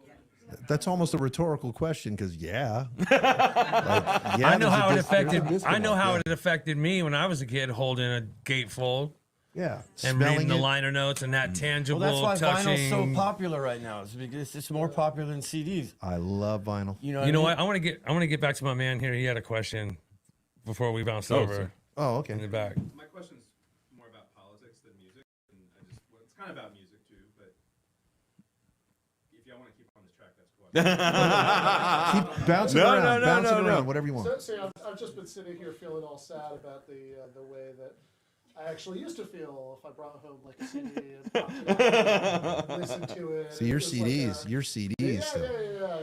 yeah. And like how I guess tapes at one point, but yeah, they have a vinyl only as like an affectation. I never did that organically, but Yeah.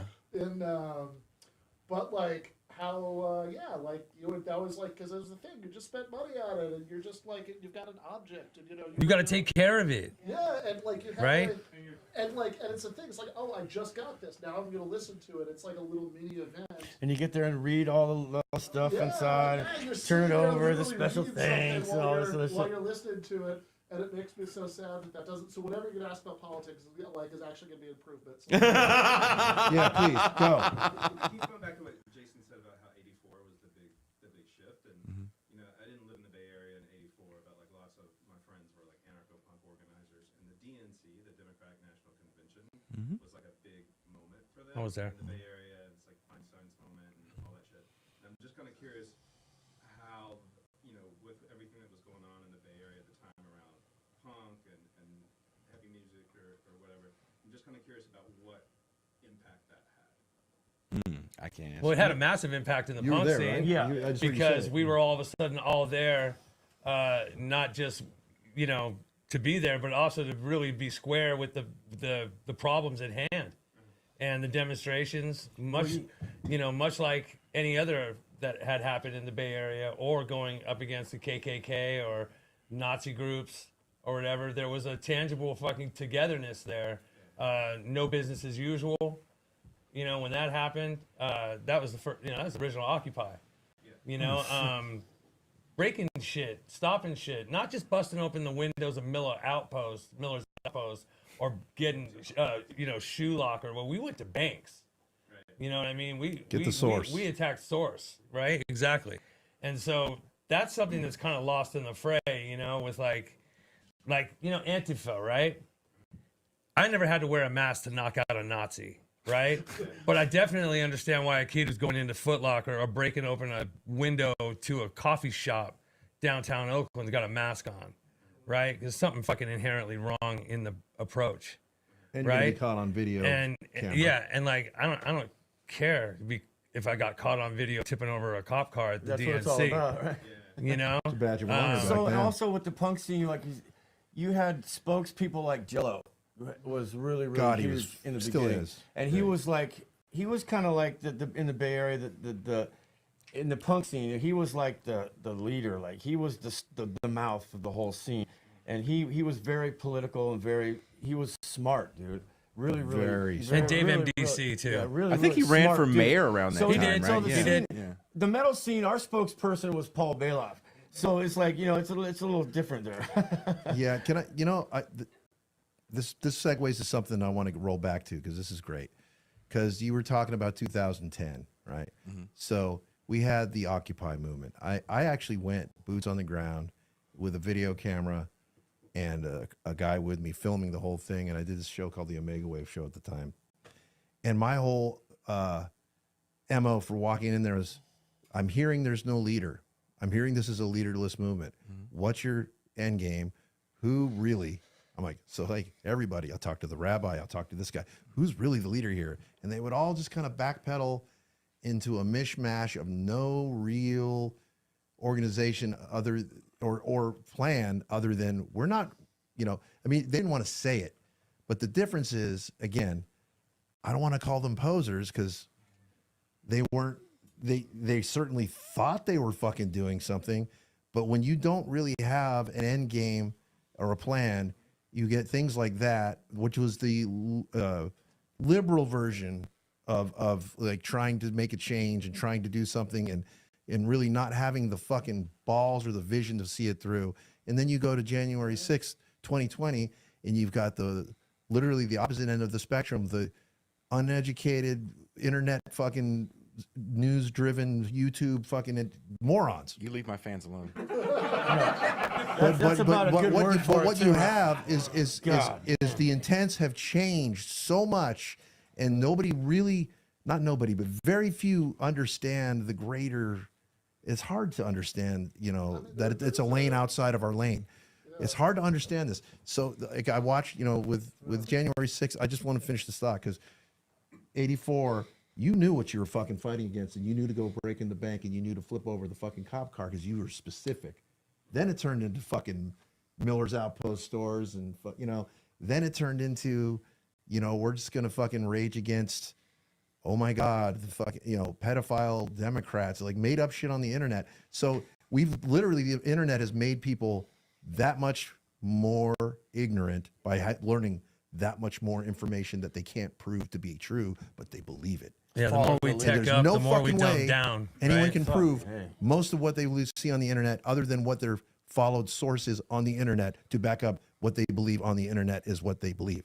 And that is where I got the disconnect, where I was like, okay. Yeah, that's kind of like when Matt goes crazy with Bill. Yeah, there's always going to be so, and you know what? I had Prove plenty it, of that. motherfucker. Send me some proof, I had plenty of that. Shut up, There's a disconnect now. Shut. I mean, I love you, Bill. Come on, but you Like it is shut an up. important point, though, right? Because I mean, it's like this is where aesthetics and politics do come apart here. Because in, you know, if you think about Occupy, it's like, all right, they're mad about a lot of the right things. They're mad about a lot of things you should be mad about. But nothing, as far as I can have ever been able to tell, actually came out of it. No.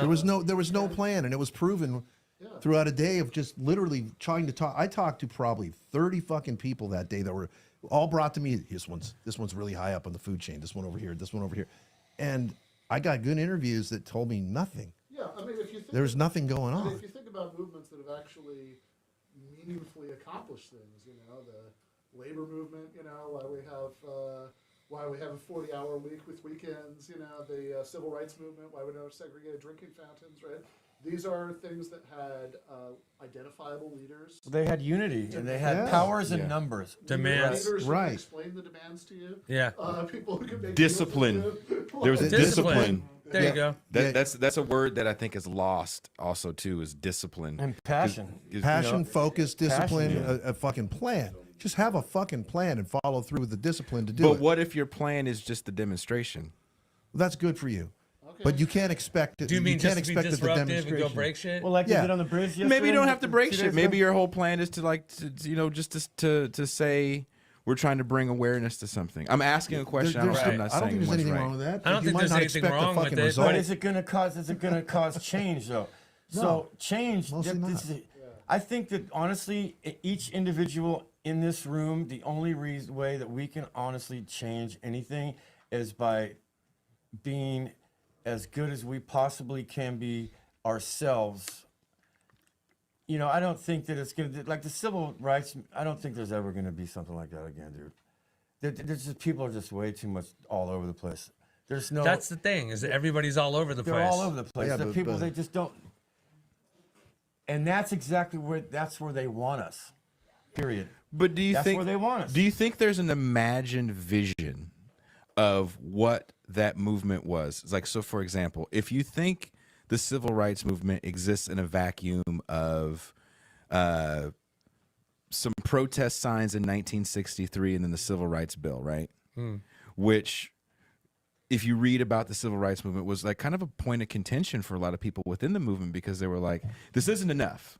You know, next week or in 2 weeks, I'm talking to the woman that wrote the biography on Bayard Rustin, who literally organized the civil rights, that march on Washington. And that was a huge point of contention, that this was capitulation. But again, when you have a larger movement and you have to have political allies, like, let's be honest. I talk shit on the internet. I do have to read a lot, but I don't have to make friends with people in office. I don't have to know congressmen and city council people. There's a to make compromise. Sure. As So soon as there's, you get there's a into those compromise. waters. This is where that, like, the whole Occupy thing. Yeah. Oh, no leaders and nobody can explain exactly what the demands are that you want. It's like, no, I mean, what you're describing, a process where, like, some people are mad at something because they think it's a capitulation. Yeah. But there are actually people who are in a position to say, okay, you know what, we're going to make that deal. You know, here's the specific thing we're going to do. I mean, you know, it's boring, but like that is how actual politics works. You actually want to accomplish something. Yes, you need leaders, whether we want to admit it or not. There's got to be people at the highest levels, that somebody that you can look to as, and you hope they don't disappoint you, but they always do, because they're a politician. They made a compromise. There's a cycle that happens. Power Once- hungry, dude. I mean, there are people with good intentions, and we know this. And you get in, and your intentions have to be compromised to get a deal done. And then what? Oh, God, yeah, I guess I'm just a human being after all. It's like there's this. I don't want to sound hopeless at all, because I think what Rick said is fucking brilliant. You got to be the best within yourself. That's where it starts. And be in a lane Period. where you're doing good in your lane. And if you want to be, and Chris and I have talked about And this. if you've got kids, spread that. Yeah. You know what I'm saying? If you And want to be a it's- revolutionary, be It's one. not going to happen overnight, bro. But that's what you. It's not a hobby. It's not John a fucking Lennon hobby. said it perfect, you know? bro. Love is all we need, baby. Love I mean, is all we need. there's people. And There's it's a fact. Who said that? Say that. I mean, there's You're a hero. I do want to say this. There's people in this room that I know on a personal level that work with very vulnerable populations. And I think, as someone that's done that for a time in my life, it's one of the hardest, most kind of unrelentingly depressing, non-thankful work. What population are you talking about? The homeless, the unhoused, drug addicted, homeless I can people. I've been imagine. both. I can't. Yeah. It's a job that, and these people know this. When you say what you do, sometimes people go, "Why?" Or they look at you like you have some sort of disorder. But what I'm trying to say is, to see these people do this every day, it's almost like Sisyphus. You're pushing a rock up this hill that's never going to go So anywhere. when you try to help a homeless person, what is it that you do? Why is it that you do No, it? what is it that you do? What's the first step that you would do to help a so Yeah, it depends on the context. You know, Yeah, my first thing is I'm listening to you to see what you need, and I'm trying to get what you need as best I can within the grounds of what I can do, because 8 you're out of also 10 of them are going to be addicted to some kind of oh drug. definitely Okay. Yeah, oh but yeah that's So- but you know, but yeah. that's Then also there's- systemic to the pain of being So homeless, that's right? my next thing. It's a like- cascading. It's like there's a deeper issue than the drug addiction. It's like personal issues that they're trying to self-medicate for. So you have to get really. It's so involved, dude. It's like, and they get to the point of hopelessness where they just fuck it.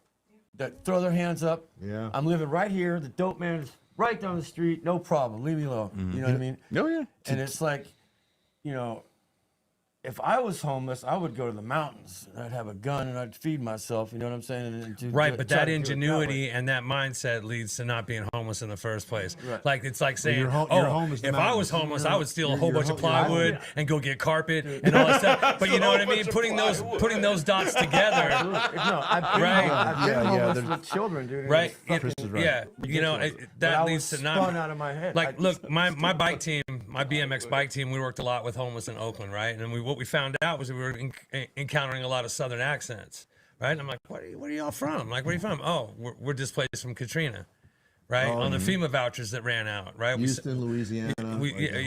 Mississippi, right, Louisiana, right? They were sent to Dallas, they were sent to Seattle, they were sent to San Francisco, they were sent to Chicago, right? And then the FEMA vouchers run out, and Halliburton bought everything in Louisiana, right? You know the shell mound in Albany? You know, it's an actual shell mound from the Indians, right? So what they have now in the lower wards are house mounds, where so many houses have been pushed into a pile. Now they're just covered in grass and vines and dirt, and there'll be archaeological digs someday, right? Because they didn't build back anything for anybody to go back to, right? Now more and more, increasingly, we're finding the 6 years of fires have a lot of people down here homeless. Because a lot of people up in those beautiful areas in you know, everybody wants to say, oh, the high country and all this, da-da-da. Yeah, you had a lot of dangling ass motherfuckers holding on to grandma's house, barely. Yeah. You know, poverty level up there. Yeah. And then house gone, we gone. Yeah. You know, and that's why you see a lot of the RV situation, right? Yeah. People came down with the RV that didn't burn up. Yeah. You know, so you're finding like we're still stuck on bum. Right, No, it's not that bum. mentality, It's way you know what I beyond mean? bum. And before we get clear on calling people bums, we're already trying to generalizing. change the word homeless. What is it now? Simplify. Unhoused. Yeah. Let's change. I love that. Let's spend the next 100 years coming up with euphemisms and still. Yeah, not figuring exactly. out houses. You know, Well, can we just? you know, like that's like how we, you know, We could talk about this for a year. and a Yeah. half, Oh, bro. of course, of I course. just want to say, But like people don't want to be told why they're homeless. They want water in a jug, right? And they want a sandwich. Stop talking about why people are homeless and go out there and do something about it, right? I came up with the idea to put together women's packs, right? Because everybody's out there giving out this, that, the other thing, but nobody's thinking about special needs of women who need other shit. You know what I mean? And they need other stuff to make them, to give themselves value and dignity back. Well, that's You know what I that's mean? the Because huge thing. dirty ass men just need some. You know what I'm saying? They just be dirty ass men. the needs are different. You know, needs are different, right? So you just got to put together the systematic thing, and like the drug and alcohol issue, that people just throw on the homeless. You know, yes, there are a lot of fentanyl and meth addicts hiding in the homeless community because they give up and they couldn't get a lease on a house anyways. No. So they're hiding in that community, right? The stolen bike issue. The expanding, I mean, back in the day, it was a cardboard box and maybe a plastic bag over a city vent Yeah. for some heat, right? But now there's almost like a revolt going on where it's like, this is my house. I've got pallets and tons of Yeah. shit and I'm expanding. That's new. That's new to the homeless situation, right? Almost favela-like. That's Because if you the city travel of the Soundwave world and you see Studios. homeless It's gotta be populations in favela-like. Argentina, in South America, right? You see the favela thing is an expansion on what we're kind of dealing with now too, with these long ass blocks taken over by, first it was pop-ups with sides, and then it was a fence, and then it was a yard, and that's all part of the American dream, is to have the house, right? And the property. I own this little spot. First It's my time I spot. got off the plane in Brazil. You know, and so Oh, Brazil. yeah, Or- exactly. Changed yeah. my life, bro. Or Spain. Exactly. Changed Or my life. Spain. No You one know, driving you into- see that. But It's it is crazy. it is through like communal actions, right? It we is can through that we can community, try yes. to get together. Yes. Well, you know what it really takes, dude, is true selflessness, which so few of us possess to the level of where you're just doing it for them and you're not doing it Yeah, that for goes hand in yourself. hand with You're Yeah. doing just can't give so the one human ungrateful being fucking that- part of it. that much power, dude. You know, you don't need, you don't necessarily need to hear thank you or anything. You're, and I'm not that person. I'm not that. I wish I was. I wish I had that in my blood and my bones to be that selfless, to constantly be out there to fucking nurture people that really aren't even acknowledging you because they're so down and out that they don't have any kind of real connection to like you really trying to help them. I mean, a few do, but with all the problems, it's like they're down. They are so broken. Society, not just here in America, but all over the world, is broken in segments, and you need an army of selfless people to do selfless acts every day to even make a dent. And not to be, again, I sound like I'm being negative. Well, I want to But I'm clap it up so for the for it. selfless people that are here right now. I won't say who they are, but they're wonderful people that I know what they deal with on a daily basis, because I was punk ass Jason every day for a while. Go ask punk ass Jason. Last question. I guess, like, what do people think about, like, labor in terms of, like, you know, helping my society? In Oakland, there was a teacher strike Massive. a few months ago, Yep. actually. And I went to some of the picket lines, and it was Dope. really inspiring. And they stopped, like, 10 schools from getting closed. That's galvanization. That's awesome. Yeah, and you know, I know people who have like kind of like changed their lives around to like become teachers or become nurses to like strengthen like those unions or to get involved in those unions because they have like leverage in society, and you know, like our public schools are like really important, and Very. you know, it's kind of sad we just like lost an election to a charter candidate in Oakland, so like the charter interests are like very strong in Oakland. You know, but that's because of the failure of institutions, right? If we don't have the failure of public institutions, you don't have the rise of things like charter schools. Do I think labor is important? I think labor is extremely important, especially in a moment right now where a lot of us are seeing the failure of institutions, and it's just real easy to say F a politician. It's easy because the power does come in labor. That's the one thing that we have is our collective ability to shut shit down. Like really shut shit down, right? I was with a friend who was part of the organization for the 2003 protests, the biggest protest the world's ever known in 2003. And I asked him, I said, what happened? Didn't shit happen? Why did he? And he looked at me, he said, and he was one of the organizers. That's what he does for a living to this day.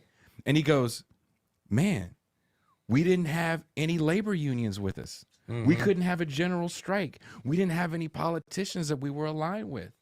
And you know what Power did? They waited. They said they'll go home. They played a long game. And everybody went home. And what happened when everybody went home? You know what I mean? So when we think about the power of labor, and we think about what we're seeing, not just with Starbucks unions, what we're seeing with teachers unions in places like Oakland and Los Angeles, some of the largest school districts, we also have to ask ourselves this question that doesn't really get brought up that much. Why are these school districts shrinking in size? Why are these people leaving these major metropolitan areas? A, because they can't afford it. That's the housing problem, right? B, there's better schools in the hinterlands. Now we have hinterland ghettos. The last time I went to Concord, I saw homeless encampments on the side of the freeway in a suburb. So we have hinterland ghettos. This is the Mad Max future that we have. The one hope that I have is that I have, you know, really cool kids that I think could possibly be part of the solution. part of the solution. Problem, yeah. But also bigger than that, I see the power in labor. Yeah. We talk about it all the time. Yeah. And I see people kind of waking up to the fact that, oh no, fuck, we are going to unionize this shit. I mean, don't just look to Hollywood. Because that's what happens too much. Sometimes we just look at Hollywood and what Hollywood does. No, let's look at what the rank and file are doing. Although, while we're talking about fucking Hollywood, you know, I live in a city that hasn't gotten a lot of love from this panel. and we have just on Hollywood? I did. Just seen, yeah, that was mostly about glam bands. It's fine. But we've just seen the Writers Guild of America and Screen Actors Guild, and you know, people always think of the sort of wealthiest, most successful members of these, but like, No. who you should be thinking of as the average person who's benefiting from this isn't like somebody whose name you've heard of. It's a extra who just wants to stay in her apartment. Yeah, Right? yeah. Yeah, Straight up. You know, can I just say our bass player in the Boneless Ones is an editor, and he's, you know, be considered a Hollywood editor, successful. Troy Takaki. Troy Takaki, he did nothing for months, so he had plenty of time to devote to Boneless Ones. But yeah, I mean, it affects everybody, and I think But he was strong in the negotiation phase. Yeah, he probably was. I would imagine he was very organized because he's a mentor for people. But galvanization, I think, is the bottom line. And you guys in the teachers unions there must have galvanized pretty well, you know, like between all the teachers. And I think what's the lesson here? If you don't have real leaders, even within anarchy, so to speak, you've got to, if people, because you know what, human beings look towards a North Star, and they're always looking for somebody to lead. And whether they admit it or not, you're looking over your shoulder. Who are you going to ask? You know, there's a war over there. We got to fight these guys. Who's going to fucking organize that? Like, we'll just all do it together. That's not how it works. Yeah, good luck with that. So you gotta, you gotta have a general, and you gotta have everyone else working together. So even if we hate the idea of leaders, and we hate the idea of real true democracy, you know, figuring these sorts of things out, or you gotta fucking have to figure it out one way or another. Republic, democracy, communism, socialism, doesn't fucking matter. They all have leaders. You just better hope your leader is a good fucking person. I mean, so I was going to say though. I mean, it's like this is. I do really want to like circle and underline something Jason said a minute ago because I think it's important. Because this is the one thing that should give you hope. I mean, we were talking about the civil rights movement earlier, and part of what's lost in the narrative of people waving some signs, and then there's the Civil Rights Act, and then you're done, is that you know, if you ever actually look at pictures of those signs, right? That they all have UAW. On the bottom of them. So that's who printed out all those signs for the March on Washington and organized the buses. And you know, everything sponsorship. Yeah, everything that is everything that basically politically everything good that's ever happened is somewhere downstream of ordinary people using, as Jason said, the one power that they actually have, which is their ability to get together and withhold their labor and get stuff out of it. I mean, so in that writers and actors strike, that was the, I mean, you know, people think about this as if oh, that's a strike against the studios, and they're thinking about I don't know, some incredibly dated image of a guy in a suit chomping a cigar or something, and it's no, they're these streaming platforms who are the people on the other side of that table. Are the biggest tech companies on the planet, and they lost, right? They had to give them a bunch. The UAW, they just did the stand-up strike. All three of the big three auto companies ended up coming to the table and making all of these concessions. You talked about the teachers, you know, UPS drivers. They didn't end up actually going out, but they just got you know, by making an effective threat to do so. I mean, they just got such a good contract that, I know lots of people are God damn, maybe I should be. Yeah, $150 an hour. But that's the power of organized labor. So to your point about organized labor, I think it's extremely important. I do think we're just now kind of waking up to that, its importance. So you organize anything. Yeah, fucking organize. You know. Just willy-nilly all over the place just ain't gonna get it done anymore, and it probably never got it done. You know, the cavemen organized. Everybody figured out eventually, you know, societies organize or they fall apart. The Romans were organized until they weren't, you know. Tell you what, though. There's an organizer.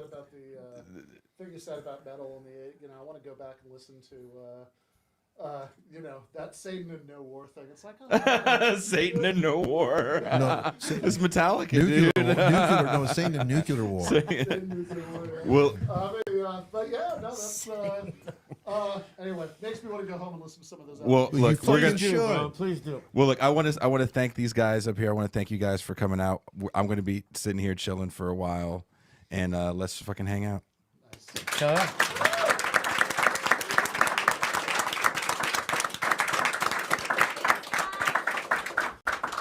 Thank you guys. Hell yeah. Thank you, man. Well, there you have it, folks. That was my first time watching that thing. I haven't watched it since I was there. And huge shout out to Greg and Stephanie Day for putting that all together, getting all those guys in the room. Greg had just got off tour with Craig and Chris He had done, I think, a European run with them. They were doing some European festivals. And when I had this idea, he immediately went to those dudes and said, "Hey, Jason has this book thing coming out." And then they immediately said, "We can't do this without Rick." There was more people that were supposed to be there too that couldn't make it. So definitely want to do something like this again. Don't know what the topic would be. But going up to that room is always fun, being able to guitars. No one knew whose guitars those were, huh? No one knew. Leave it in the comments if you know whose guitars those are. So if you are coming on late, I see there's a lot more people watching now. Go back and check out the show. We played the video, the professionally shot video, the multiple camera angled, professionally lit video of the book launch that we did in Fairfield, California. I guess it was 2 months ago, for I Was a Teenage Anarchist mini book that came out on Everyday Analysis. Wherever you're watching or listening to this episode, there should be a link in the description to purchase the second edition, which is out now, which Alfie told me is going to look so much better than the first edition. Midi Doctor says, thank you. Jason Too Poor to own some of those guitars. Those, I think, were all gifts to Greg. So like Rob Flynn from Machine Head's guitars there. I know Tim Armstrong from Rancid gave him a guitar. Who else has a guitar up there on that wall that you guys would know? Gary Holt from Slayer. His signature model is up there. No, I had most of my guitars. If I bought them, I found crazy cheap deals. And there's a certain, if you're a guitar person, there's a certain pickups that I play with called EMGs. I won't get into what they are, but because Greg works for all these big time bands, a lot of these guys always switch out their EMGs. So Greg will give me their old EMGs. So I have guitars with like Kerry King's old EMGs, Rob Flynn's old EMGs. Lars Fredriksson had some EMGs switched out. So I have definitely some quote unquote famous people stuff. Also living in the studio, I said it on the show, those guys on the stage and more people from that 80s metal and punk scene, extremely helpful. I remember we were recording an album. My ex and I had a group called Le Fin Absolute du Monde, and we were recording our album Clarity Amongst the Rubble. We were almost done with it, and our vocal mic broke, and we were so bummed. And as I was walking in the hallway, I ran into Billy Gould from Faith No More, and he saw me. He goes, "Jay, how was tour?" Because we were recording this record. We were homeless part of the time we were recording it, so we were recording it in different places wherever we could get decent acoustic sound. And I was like, "Oh man, tour was cool, but our mic broke." And he goes, "Hold on," and he runs in the studio, and he gives us the mic, the patents things with it. Gives it to me. He's like, "Oh, we're going to Japan. Keep it. Finish your album." Stuff like that, happened quite often in the studio, where if you needed anything, even sometimes like advice, or Chris Contos, put a show together. We were leaving for tour. Chris was like, "Well, are you doing a Bay Area show first?" We're like, "No." I think I can't remember where our first show was, maybe like Portland or something. He's like, "Nah, dude, you're gonna do a Bay. We're gonna call people up." Chris got smoke machines for us and all kind of backdrop stuff, and called everybody, and we did a secret show at the studio in the stage room. So it's a bittersweet situation, living there. It's definitely not a place you want to live by any stretch of the imagination. It's one thing to rehearse there. I work there. I live there. But I got to meet some amazing people through that place, and some of them you got to see on stage. Definitely, I met Greg through that place, who's helped me tremendously as I was leaving actually his house that night or the next day, because me and Ben stayed there. I had been whining to him that I couldn't find picks in Mexico, and I had all these picks from, how did I get them? I have a string deal. I think I got them from the string deal. I couldn't find them. I can't find them. I was like, dude, I had all these picks. I lost them. I don't have any picks. I try to get picks in Mexico. They don't have the picks that I use. And he goes, oh man, it's a bummer. Change the conversation, do more stuff. And as I'm leaving, he gives me this huge thing that techs have of different picks. And in there are James Hetfield's picks, like his actual picks. So I was like, oh, dude. You're the most awesome person. So the most recent thing I just recorded under the Bitter Lake moniker, Black Christmas Volume 3, Tears in the Rain, right? Based off of that Rutger Hauer line in Blade Runner. The original title was Blade Runner is the Present. I did on my James Hetfield pick. So hopefully I channeled the spirit of chunky, crunchy stuff on that very weird recording. That's out now. It's on Spotify. And I saw some people asking about Spotify. And look, there was no terrestrial radio. And before streaming services were everywhere, the only way I would have been able to get that out to you is if I had like some sort of weird mailing list and I sent you a physical copy of something or sent you an MP3. But I was never going to make radio money. So, and I don't have that many people that spin our stuff on Spotify. So, but it's out there, and I'm really excited about it for no good reason. We will be back tomorrow. I don't know how many people will be joining us tomorrow, but I won't be by myself. We'll do a New Year's Eve show. We haven't done a New Year's Eve show in about 3 years. The last one we did was my most favorite. It was me, Pascal, Teray, and Cedric. And I think that was like 3 hours. So much fun. Don't think I'll be able to get that same group of people together. I did talk to Pascal recently. He's feeling better, but we agreed he is taking his sweet time. It's good, especially when you do this kind of work, to have some silence as you try to recuperate. We'll be doing the show tomorrow at, I'm going to start at 8:00 Pacific time. So I won't have to go after the East Coast people. So we can celebrate New Year's with the East Coast people. Hopefully Toussaint, I hope she doesn't like chicken out and not join me. But if Toussaint joins, assume that we won't be able to hear anything she has to say with all the gunshots in her neighborhood. I mean, the ambulance is always driving by on a regular day. So what's New Year's going to sound like? But thank you guys. Again, if you have any comments, you want to see more stuff like this, Ben and I definitely had a long talk. Greg wants to do more stuff like this. He started naming so many more musicians that wanted to be a part of this kind of stuff. I think it would be a lot of fun to do maybe once every other month. I don't know if we could definitely do once a month. I think every other month we could make a real fun thing. That being said, you guys have a good rest of your day. And